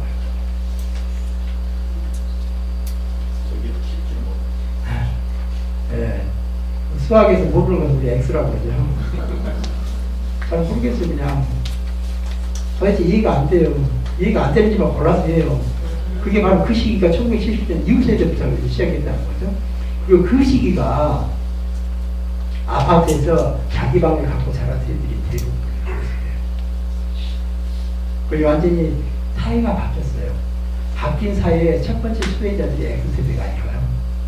그러다 보니까 그 이전 세대가 이해하기가 쉽지 않습니다. 그래서 단절이 와요. 그 단절이 소통돼요. 관계의 문제가 생겨요. 세대 간의 갈등이에요. 그다음 월드컵 세대입니다. 1980년대입니다. 월드컵을 바로 좀 보고 자란 세대, 붉은 악마 응원단들 다 거기 있고, 그게 벌써 옛날이에요. 2002년인가요? 좀 14년 전인 일인데요. 준우승 했던 게 우리 저 광주 그 경기장 어린이집 경기장이요. 그게 엊그제 갔었는데요. 제 집이 그쪽이거든요. 동안동이에요. 그 월드컵 그때 그 옥상에서 보면요 경기장 많이 보여요. 마음을 먹고 아니 그냥 그 함성소리 그리고 가까이서 텔레비 보고요. 그러면 경기장 안에 있는 거랑 똑같아요. 엊그제 갔는데 벌써 그렇게 지났네. 그 다음에 G세대가 있고 이 앞에 G세대일까요? 1988년도 서울올림픽 이후에 태어났어요. 예, 글로벌이라고요. 그러니까 죽자산자 영어 배워야 된다. 기력이 뭐 부모가 되고 또 뭐 아빠가 되고 그러니까 조기 유학하려고요. 근데 그게 다 불가피했습니다. 우리 보면요 이렇게 다양한 세대들이 어울려 살아요. 그러니까 다양한 이 세대들이요 한 그 지붕 밑에 어울릴 때 세대 간의 갈등이 얼마나 심한지 몰라요. 저는 이제 제가 수녀원 강의를 많이 가는데 수녀원이 바로 여러 세대가 함께 모여 사는 것이에요. 그 세대 아니 그래서 나이 연세 드신 분들은 옛날에 윗사람 시키는 대로 하지 않으면 안 됐어요. 그랬는데 지금 젊은 사람들은 새로 들어온 신입회원들은 뭔가 시키면요. 그런데요 왜요? 그런데요. 그러면 그냥 이게 머리가 팍 돈대요. 손이 팍 여기저기 올라가서 해버리고 싶은데 옛날에 군소리 하고 그냥 거기 속에 예예 했던 그런 어떤 그 시절에 예예 하고 하는데 정말 그게 이해가 안 가는 거예요. 그래서 생기는 갈등이 너무너무 쉽지 않아요. 옛날에 그렇게 시집살이 했는데 윗사람들이 근데 나이 들어서 밑에 사람들한테 또 신입사회하고 살아야 되고 그게 정말 그 안에 보면 너무나 쉽지 않은 어려움. 그게 바로 세계의 갈등이라는 거죠. 그래서 갈수록 심각해집니다. 요즘은 이제 뭐 G세대 다 해봐요. N세대, N세대, 별로 세대가 다 나와요. 아이들, 좀 빠져있습니다. 사회 소통지수라면 정리해봤는데 그 2011년도 옛날 건데요. 어느 날도 더 심해져서 심해지진 않을 것 같아요. 사회 소통지수라고 41.8이라고 하는데 낮아졌습니다. 그리고 정치권, 특히 여야의 소통지수가 28.6으로 가장 낮습니다. 정치권의 소통지수. 상대 당이요. 그러니까 그 어떤 그 얘기를 하면 그 내용 중에 분명히 전부 다 나쁜 건 아니에요. 좋은 것도 있어요. 그런데 좋은 걸 좋은 거라고 얘기 못하고 무조건 나쁘다고 그러고 안 받아들이고 안 들으려고 해요. 그게 우리 정치권이에요. 애기들 받아보세요. 그게 우리 정치하는 사람이에요. 그럼 그 사람들 나쁘냐고요? 그 사람들 누가 뽑았게?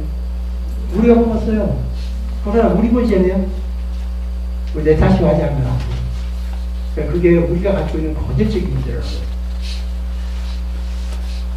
기성세대와 젊은 세대 소통지수, 이게 세대 간의 소통지수가 47점. 모두 다 낙제점수예요. 그러니까 2011년도 2월, 4월, 이제 그 가치관 조사에 나온 거예요. 소통 부재 문제를 보겠습니다. 가장 가깝고 소통한 전제와 가장 소통이 안 되는 이유가 뭘까요? 명절 보내셨죠?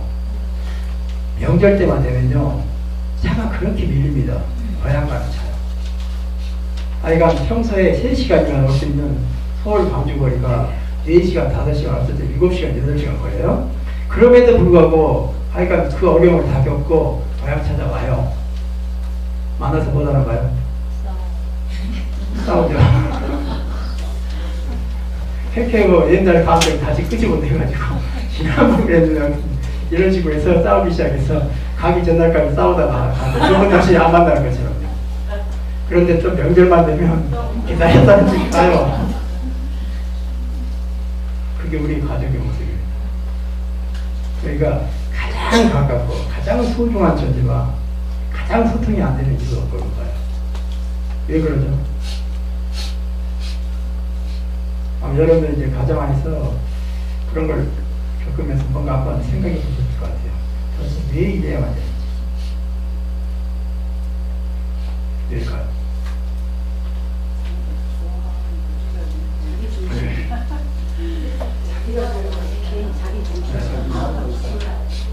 네. 하여간 여러 가지 요인이 있겠지만요. 가장 기본적인 것은요, 당연하다고 생각하는 것입니다. 당연하다고. 사실 우리 삶 속에는 당연한 게 아무것도 없어요. 함께 있다는 자체를 감사하기 위해요. 그 감사하다는 생각을 하다고 그 자체 역시도 당연하다고 생각하니까 거기서부터 문제가 발생하기 발달된다.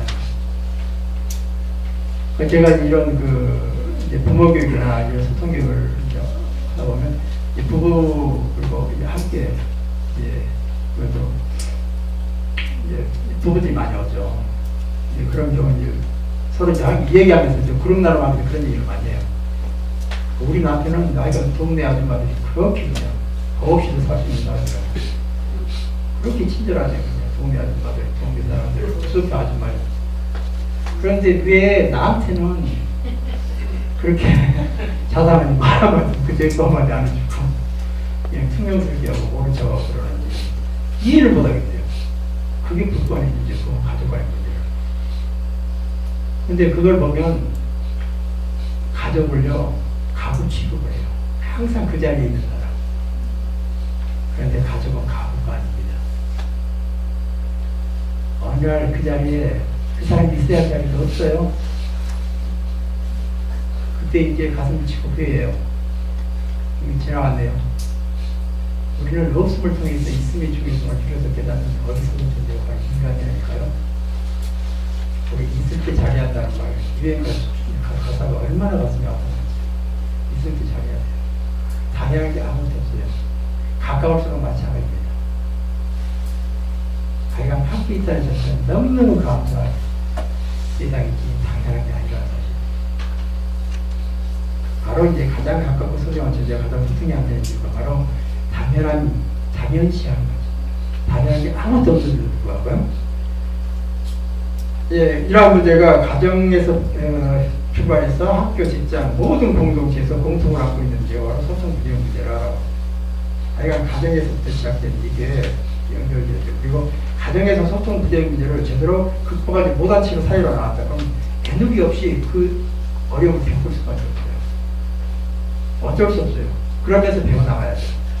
다행히 배워나가는 존재, 배우지 못하고 그 공동체 생활을 보면 튕겨져 나왔다 그러면 튕겨져 나와서 여기서 튕겨져 나오고 여기서 튕겨져 나오고 두 번만 해보세요. 뭉쳐버려요. 딱 포기해버려요. 다 나와요. 그리고 젊은 사람들 뭐야? 어떻게 해요? 게임 중독에 빠져버려요. 도박 중독에 빠져버려요. 하나같이 그래요. 제가 그 상담했던 대부분의 사람들이 그 코스로 가요. 그래서 소통 부재였어요. 보통 심각해요. 삶과 문제에 대한 소통 문제를 좀 더 폭을 넓게 가지고 한번 보자는 거죠. 문제 없는 삶이란 없어요. 왜 그럴까요? 모든 삶에 다 문제가 있어요. 문제가 없다고 그러죠. 문제가 없다면 프라이머리 문제예요. 자기 문제 자기 보지 못한 게 더 큰 문제 아닐까요? 근데 왜 우리의 그 인간의 삶에는 문제가 없을 수밖에 없을까요? 문제가 당연히 있어요. 없으면 그렇게 비정상이라고. 왜 그럴까요? 우리가 신이 아니기 때문에 그래요. 불안전하기 때문에 그래요. 나름대로 최선을 한다 하더라도 그 불안전성이 꼭 문제를 야기시켜 만든다고 말이죠. 그러니 문제가 없다라고 하는 사람은 신밖에 할 수, 그 얘기는 신밖에 할 수 없는데 인간이었다고 보면 그게 문제라고 말이죠. 스스로가 신인 것처럼 착각하는 것은 더 큰 문제예요. 그게 히라버는 뭐라고 줄 아세요? 휴브리스라고 해요. 휴브리스라고 하는 히라버가 우리말로 번역돼서 오만, 자만, 교만이라고 표현되는데 원래 뜻은 인간인 주제에 신인 것처럼 착각해서 자기가 신인 것처럼 행세하는 것이 휴브리스예요. 신인 것처럼 평가하는 것. 그래서 우리는 스스로가요 높이 올라갈수록 그런 휴브리스에 빠져들어가요. 그리고 그 다음에는 수직이 가까이서 떨어집니다. 결국 우리가 죄를 짓는다는 것도 휴브리스입니다. 문제 없는 사람은 없습니다. 문제 없는 사람이 없고, 문제 없는 부부 없고, 문제 없는 가정 없고, 문제 없는 공동체가 없다는 사실. 문제가 없다면 그건 다 큰 문제다. 문제가 없냐고요? 문제가 있음에도 불구하고 문제를 보지 못하는 게 더 큰 문제예요. 그럼 삶에 문제가 없다면 과연 행복할까요? 어떨까요? 삶에 문제가 없다면 어떨까요? 무의미한. 네, 또요.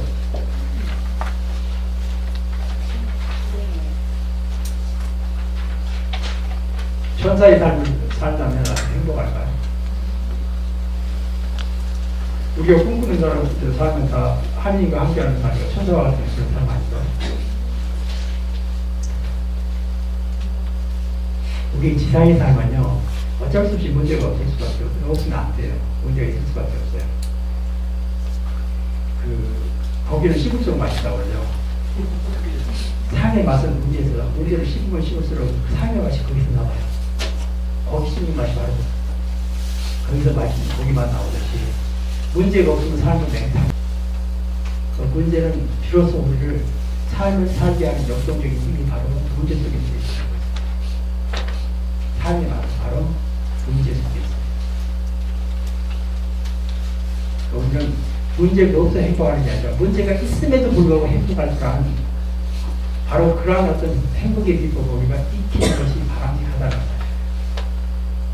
그럼 문제가 있음에도 불구하고 행복해지기 위해서 어떻게 해야 될까요? 문제를 풀어낼 수 있는 힘을 가지고 있어야 돼요. 그러면 우리는 그런 문제를 풀어낼 수 있는 힘을 갖게 되면 한 문제 풀어보면 이게 되네?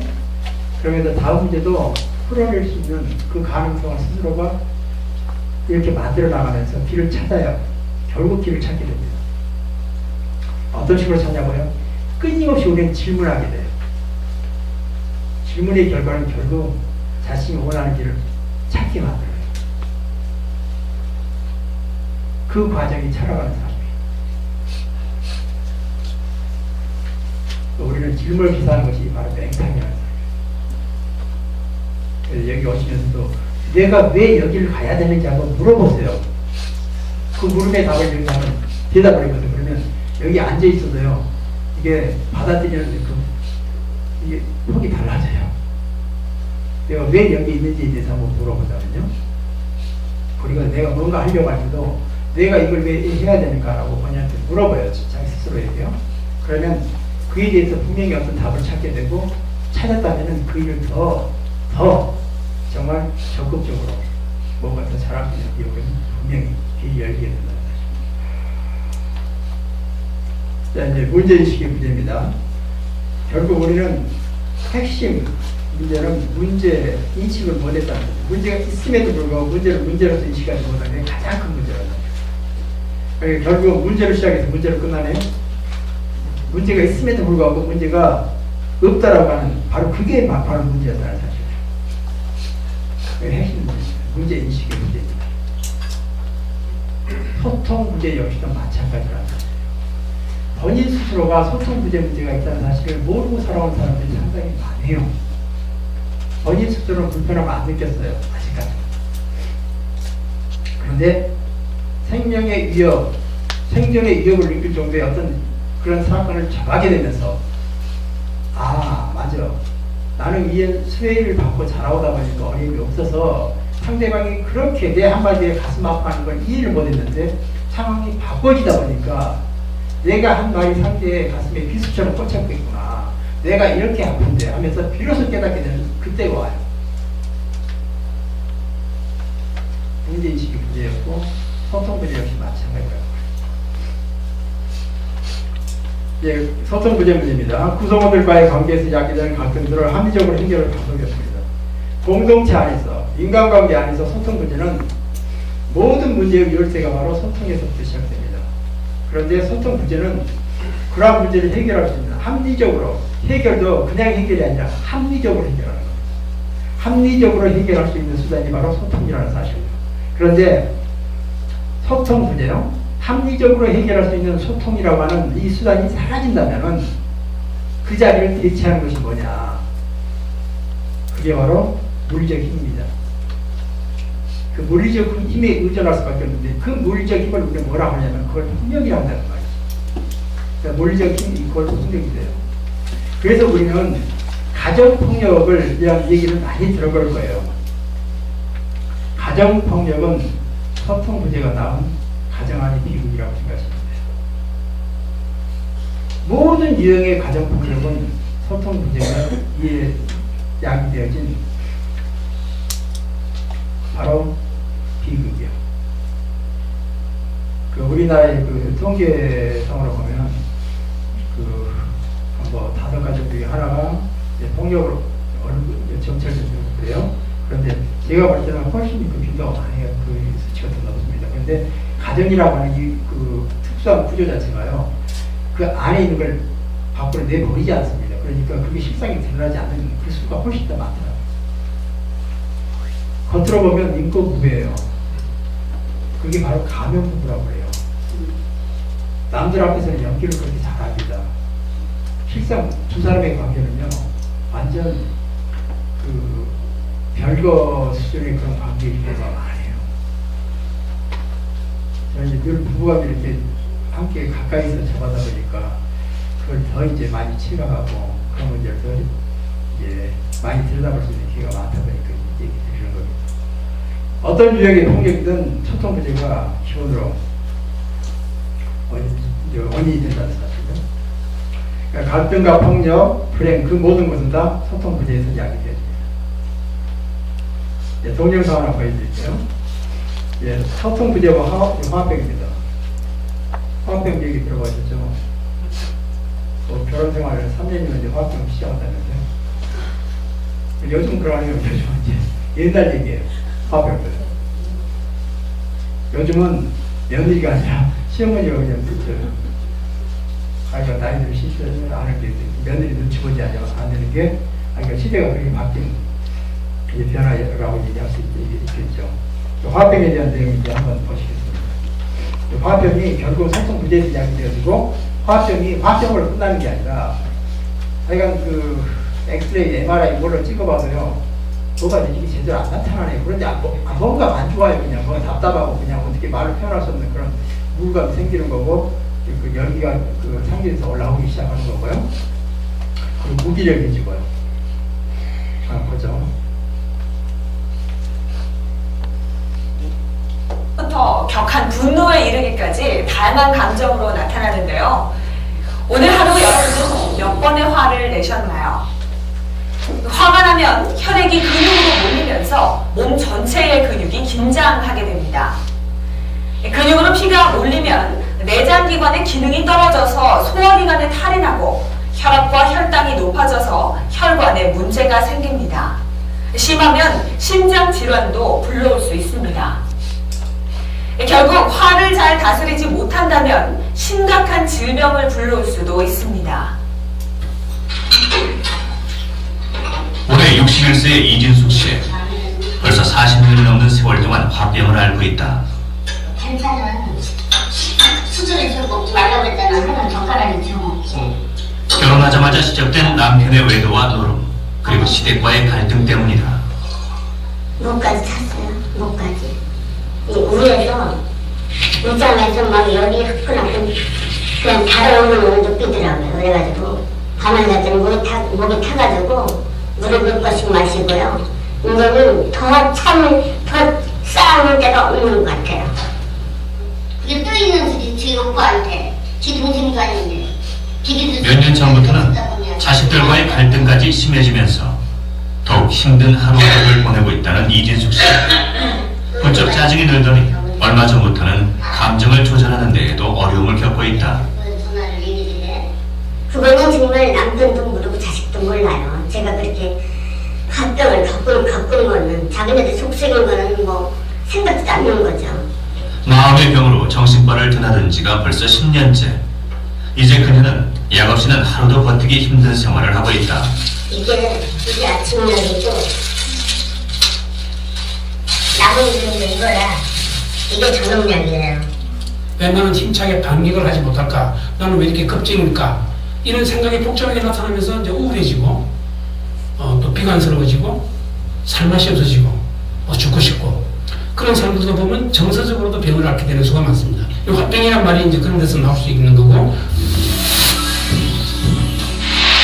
화병이 지속적으로 쌓이면 스트레스 반응으로 우울증 등의 장애가 발생한다. 가슴에 응어리가 친 듯한 답답한 기분과 함께 호흡곤란 증상이 나타나며 간 기능에 손상이 온다. 혈당이 증가하고 심박수가 빨라지며 심장질환까지 불러온다. 급격한 스트레스로 인해 식욕 저하나 소화 장애를 가져오고 결국 몸의 면역력을 떨어뜨려 다른 2차적인 질환들을 일으켜 우리 몸 전체에 악영향을 미치는 것이다. 문제는 이러한 화병 환자들이 매년 증가하고 있고 그 연령층 또한 다양해진다는 데 있다.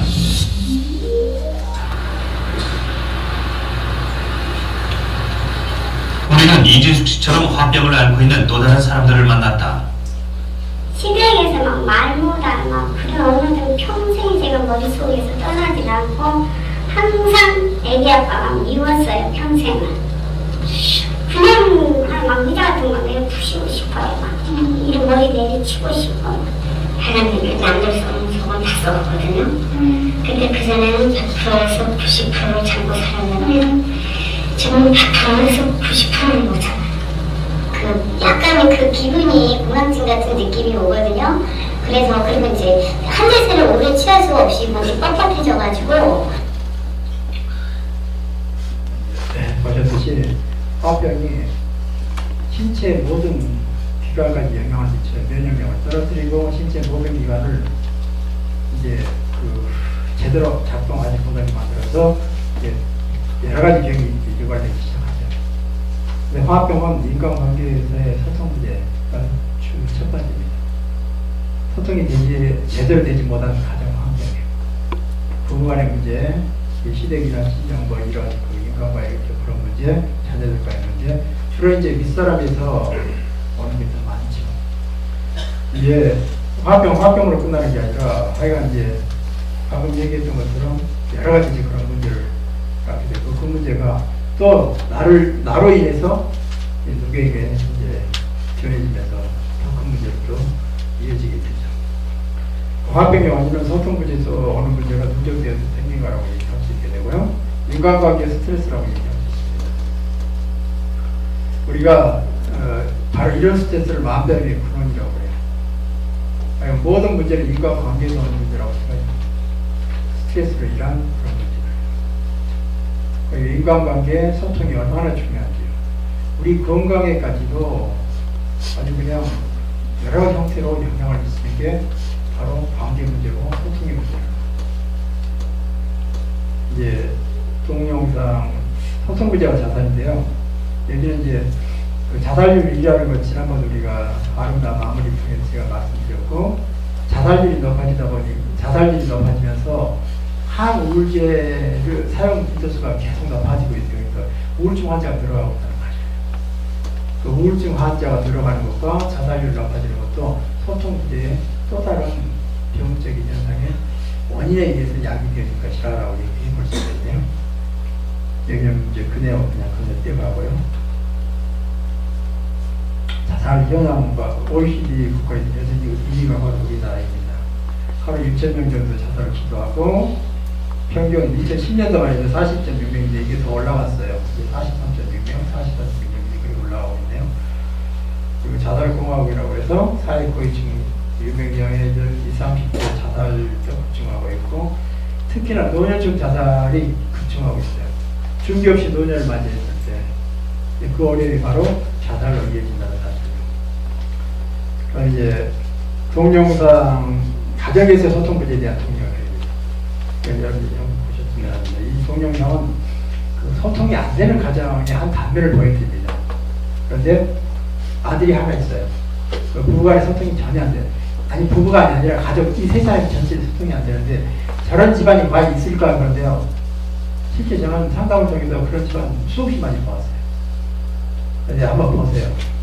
해도 너무했다 싶은 생각이 들어가는데 한번 보시면 저게 저 사람들의 문제가 아니라 하여간 어떤 그 비슷한 지역에 그리고 또 어떤 그 요소는 나의 가정에서 찾아볼 수 있는 그 장면 또 이제 뭐 볼 수 있지 않을까 싶어서 한번 보시면서 한번 생각해 보셨습니다. 가족의 침묵을 더 이상 견딜 수 없다고 호소한 한 제보자의 집. 우리는 그곳에서 지영 씨의 이야기를 들어보았습니다.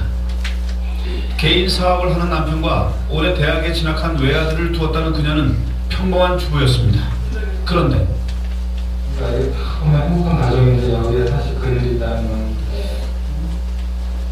세상은 그냥 마음속에만 하루 뻗고 있습니다. 세상은 다 지금 마음을 앓고 있는 거거든요. 사실은 내 지혜가 제일 먼저 내가 제일 아프면 죽겠어도 내가 먼저 한 거고. 단란하게만 보이는 세 가족에게 무슨 일이 있는 것일까? 저는 말 안 하고 지나가는 3년이 있어요. 3년 정도 지금 군대가고 3년 동안 그럼 주로 아주 형식적인 말만 하는 거예요? 예, 한 1년간은 거의 안 했어요. 한마디는 안 하고 아빠가 이 방으로 가면 저는 저 방에서 자고 애는 자기 방에 있고 애가 컴퓨터 하면 애 아빠는 지금 아빠는 텔레비가 있거든요. 안방으로 가고 저는 거실에 있고 셋이 다 이렇게. 지난 3년간 가족은 제대로 된 대화는 물론 서로 마주치는 일조차 철저하게 피하고 있다고 했습니다. 오빠가 한 6시 반쯤 오시면 내가 애도 불안하고 저도 가슴이 tonton해요. 그리고 이렇게 문 소리나 발자국 소리가 나잖아요. 그러면 둘 다 표정이 달라져요. 애도 저도. 이때 그 버튼 누르는 소리가 되게 크지 않거든요. 그 셋이 반응이 너무 웃긴 게 얘가 제일 먼저 하고 제일 먼저 여기 가서 막 좋아를 하고 딱 옆에 무릎 꿇고 나는데 애가 컴퓨터 하고 있다가 나빠 오면 문 닫거나 컴퓨터를 끄고 자기 방을 하느라고 바쁘고 저는 얼른 테레비를 끄거나 이걸 하고 빨리 내 방으로 수술해서 들어가는 거예요. 나는 저녁에 퇴근해서 아침 갈 때까지 우리 지옥이에요. 가족 모두가 겪고 있는 침묵의 고통 속에서 자유로운 곳은 오로지 애완견뿐이라고 합니다. 제약만 얘기하시면서요. 세 식구가 다 그랬어요. 강아지를 너무너무 예뻐요. 사랑받으시네요. 얘가 이제 여기 누워갖고 막 좋아하면 잘 일어났어. 뭐 한 10분을 여기 서서 심장 꺾어요. 잘 일어났어. 뭐 했어. 우리는 여지껏 그런 거 한 번도 안 해봤거든요. 옛날에도. 유일한 말 상대가 키우고 있는 강아지라는 기막힌 일이 3년간 서로를 외면하고 살아온 지영씨 가족에게 심했다는 것입니다.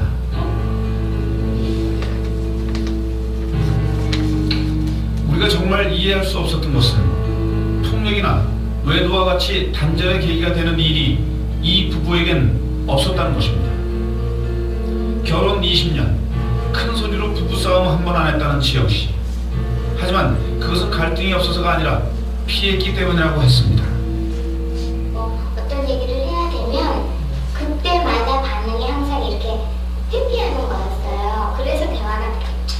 단절이 된 거죠. 그런데 내가 뭘 잘못했냐, 또 얘기를 하려면 피해요. 항상 그랬어요. 일방적으로 제가 어떤데 풍선할 때 이렇게 있으면 제가 얘기를 하면 그냥 뭘 듣든 안 듣든 하여튼 눈을 맞춰서 해야 될 텐데 그냥 눈을 감고 이렇게 손 여기다 이렇게 하고 그냥 자요. 자주 가슴이 답답하고 무기력해진다는 지영씨. 정신과 상담을 받는 일만도 벌써 여러 차례라고 했습니다. 그러니까 남같이요. 거의만 안 하죠. 그냥 밤을 챙겨주고 그 밤낮이하고만 얘기를 해요. 그래서 자요. 저는 되게 힘들어요. 굉장히 힘들죠. 되게 힘들 정도가 아니에요. 숨을 못 쉬게. 그럼요. 굉장히 힘들죠. 남성들이 모르는 게 여성들인 경우는 이 정도의 애정이 못 살아요. 남편이 돈 안 주는 것뿐만 아니라 돈 안 주는 문제는 마음의 벽이 너무 높아 해결이 쉽지 않다는 겁니다. 합리적인 가정 개념이 이미 와 있어요. 이미 남편하고 아내하고는 사랑이 별로 거의 없고요. 아들도 마찬가지고. 사실은 뭐 20년 내내 대화가 없었어요. 부부 상담 치료를 해보자는 병원의 제안을 받고 고민하던 지영씨가 수화기를 듭니다. 1년여 만에 통화라고 했습니다.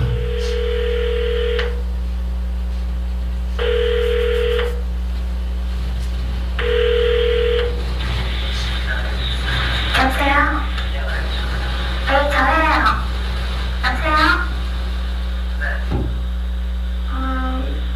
네, 병원에서 뭐 얘기 좀 할 것도 있고 그래갖고요. 좀 얘기 좀 했으면 하고 전화했거든요. 여보세요? 이젠 기대할 것이 없다는 지영씨. 오랜 침묵과 무관심은 그 어떤 폭력보다 잔인한 것이었다고 합니다. 네, 이런 가정. 우리가 볼 때는 좀 저런 가정이 있을까 싶은데 실제 주변에서 좀 관심 있게 보세요. 분명히 있습니다. 생각보다 많아요. 그런데 아주 실제 가족들이 전혀 아주 기본적인 얘기 외에는 하지 않고 그러니까 이 가족 해체가 시작되는데 깨려고 하는 용기가 없으니까 그대로 유지되어지는 그러니까 서로가 비참하게 함께 있는 그 자체가 지옥이라고 그러죠. 우리가 소통이 안 되면서 함께 한다는 그 자체가 지옥이에요. 그게 단지 지옥이 아니라 세상 안의 지옥은 함께 하는 거예요. 함께 살아야 되는데 소통이 안 되는 것이 지옥이라고 해요. 그게 얼마나 힘들고 얼마나 어려운 거야. 서로가. 그게 가정이라고 생각합니다. 그런데 바로 그런 소통 문제가요. 본인 스스로가 다들 힘들어요. 그래서 누굴 잡고 그걸 풀어내냐면 괴를 잡고요. 대양괴를. 그런데 괴는 이 사람도 통하고 이 사람도 통하고 다 통하는데 괴야말로 소통에 정말 최고의 기술을 가진 존재 아닐까요? 괴한테 배워야 되는 거 아니에요? 그런데 괴를 왜 그게 가능할까요? 괴에 기발한 그 어떤 비법이 있어요. 소통의 비법. 꼬리 흔들리는 거요. 맞아. 꼬리 흔들리는 거. 그러니 다 좋아하는 거 아닌가요? 우리는 왜 그걸 못하죠? 그 쉬운 것을요? 꼬리를 붙여야 될 거 아니에요? 마냥 자존심이 꼬리 자체가 있다고 하더라도 힘들게 볼 수 있는 힘이 없죠. 이제 그게 한 가정의 단면입니다. 대화. 하여간 말 자체 하지 않고 살아가는데 그 자체가 지옥이에요. 이제 그 다른 가정 하나 보고 이제 마무리하도록 하죠. 이 가정은요, 이렇게 첫 번째 본 이런 가정과 너무나 상반되게 말은 너무너무 잘해요. 근데 그게 제대로 된 소통은 아닌 것 같아요. 제목이 뭐냐면요, 25년간 한결같이 싸웠다요.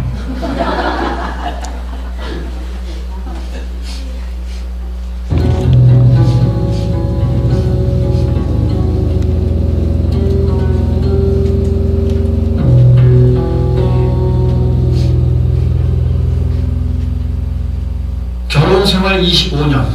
오늘도 부부는 날카로운 말로 서로를 찌릅니다.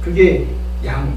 그러면 우리 모두의 가정은 어떤가? 이게 어디쯤 서가지 않을까요? 이쪽에. 이걸 해서 보면 이 비중이 적절하게 하면 그게 그 위치가 보여요. 그 소통 부재의 가정의 모습이요. 근데 우리는 소통 부재는 말을 잘해서 소통 잘한다고 참말이 그건 오해인 거죠. 그건 잘못된 일이에요. 말을 잘한다고 소통 잘하는 건 결코 아닙니다. 방금 보았던 이 가정에 소통 부재 원인은 뭘 것 같아요? 예, 경청이 안 돼요. 안 들어줘요. 예, 공허합니다. 그리고 뭔가 주제를 가지고 얘기하려고 하면 여기에 초점을 맞춰서 여기에 멈춰야 돼요. 그런데 과거로 들어갑니다. 아직 정리되지 못한 그 감정을 그대로 끄집어 나와요. 그러니 이걸 현재 주어진 이 주제를 제대로 볼 수 있는 여건이 안 되신다는 거죠. 그러다 보니까 이 문제 가지고 이 얘기하자고 해가지고 과거 문제 끄집어내서 싸우게 돼요. 이 싸우면은 끝하게 되죠. 서로 떨어져 나가게 돼요. 그런데 말은 서로가 너무너무 잘해. 지지하고. 그걸 누가 배웠냐고 딸이 배운대요. 딸이 얘기하는 거 보죠. 기가 막히게 잘하죠. 엄마 아버지한테 배운 거예요. 그게 엄마 아버지의 모습이고요. 소통 과정에서 소통 문제가 어떤 문제를 한다고 우리가 처음 시작할 때 얘기했던 나는 가해자 엄마입니다. 그 아들 딜런처럼 정말 살인마를 만들 수 있고요. 청소년 가출로 얘기해 줄 수 있고요. 저희가 부모 돼가지고 다음 어떤 삶을 살 것인가요? 아주 어선선한 가정을 끌고 살 거라고 기대할 수가 있을까요? 불가능할 것 같아요. 이제 소통 부재는요, 우리 모두가 해결하지 않냐죠. 그리고 가정에서부터요. 우리가 부모라면 모범적으로 소통하고 있는 모습을 보여줘야 하는 게 부모의 의무입니다. 책임이고요. 자녀들이 그런 모습을 보고 자라면서 그걸 배워야 돼요. 누구로부터요? 부모로부터요. 부모가 가르치려고 해서 되는 게 아니라 그런 분위기 속에 자라면서 자연스럽게 익히는 게 소통의 기술이라는 사실이에요. 그런데 우리는 그런 교육을 안 받았어요. 전통적으로 물려받은 것은 소통 불통이라고 하는 그런 전통만 물려받았어요. 그리고 사회가 바뀌었는데 변화되진 사회의 소통 방식은 더더욱 몰라요. 이제 소통 부재가 얼마나 심각한지에 대한 내용이 바로 오늘 주제였습니다. 다음 달에는요, 소통이라는 것은 무엇인가에 대해서 소통에 대한 구체적인 그리고 신학적이고 철학적이고 일반적인 사회에 대한 우리가 소통 관계 부재하면 때까지만 알면 된다 그러는데 그건 거짓말입니다. 그래가지고 변화된 것처럼 한 번도 본 적이 없어요. 우리는 정말로 도대체 소통이 필요하고 또 소통을 하기 위해서 뭘 어떻게 해야 될지 구체적인 게 이제 다음 준비됐습니다. 아무래도요, 다음 달에는 오늘 오시지 못한 주변 분까지 선배가 함께 오셨으면 해요. 그리고 이 문제는 함께 풀어내야 할 문제지 혼자 풀어낼 수 있는 게 아닙니다. 혼자 오셨다면 부부와 함께 오시는 게 좋아요. 이게 잘못 전달되면 또 싸워요. 그러니까 아예 손잡고 와서 함께 들으면 그 다음부터 얘기가 통하기 시작합니다. 그러니까 이 자리가 너무 소중한 자리가 될 수 있어요. 그러니까 다음 주는 부부간에 함께 오시고 그리고 정말 가까운 분들이 함께 오셔서 함께 있고 함께 고민하고 함께 풀어내는 거. 그래서 혼자 풀어낼 수 있는 문제를 좀 가져가는 거죠. 네, 수고하셨습니다. 감사합니다.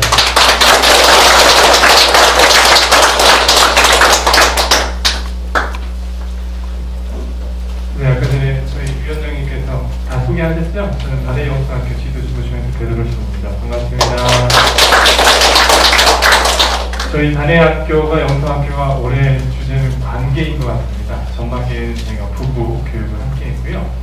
그 다음에 이제 후반기에는 우리 최성식 교수님 모시고 소통에 대한 이야기는 결국 또 관계에 대한 이야기입니다. 그래서 오늘 최성식 교수님께서 시작하시고 말씀을 열어주시면서 굉장히 우리 현실 바닥에 대해서 우리 딛고 있는 튼튼한 바닥에 대해서 다시 한번 잘 알려주신 것 같습니다. 아마 저희가 2학기 10월, 11월, 12월 이렇게 계속 주제를 소통에 대한 주제를 하나씩 더 구체적으로 풀어나가면서 어떻게 우리가 함께 이 관계를 맺어갈 수 있을까, 이 관계를 어떻게 풀어갈 수 있을까, 서로에게 도움이 되는 그런 시간이 되지 않을까 생각이 듭니다. 저는 오늘 최성식 교수님 강의 들으면서 줄탁동시 요즘 아주 올해 핫이시죠? 주택공시 보시는지 아시죠? 이렇게 닭이 나오려면 안에서도 쪼아야 되지만 밖에서도 도와줘야 되는 그런 때와 그런 힘과 그런 시기와 이런 것을 서로 정말 알아낼 수 있는 그런 서로의 관계, 뜨거운 따뜻한 그런 것들을 계속 우리 스스로 우리 교수님 말씀대로 혼자 하면 안 됩니다. 또 다른 어려움이 생길 수 있으니까 우리 서로 관계 맺는 분들과 함께 이 강의가 계속 진행될 수 있도록 여러분들 함께 많은 시간 좀 할애해 주시고 또 많이 홍보 좀 해주셨으면 좋겠습니다. 제가 이번에는 그 주보에 어저께 10월달께 나갔어요. 원래 오늘께 나가야 되는데 또 지난 주보에도 마찬가지고 이제 다음 달 주보에는 좀 더 잘 낼 수 있도록 하겠습니다. 그래서 주변 사람들에게 많이 알려주시고 함께 하실 수 있으면 고맙겠습니다. 오늘 고생해주신 또 드디어 소통에 대한 문을 열어주신 우리 최성식 교수님께 다시 한번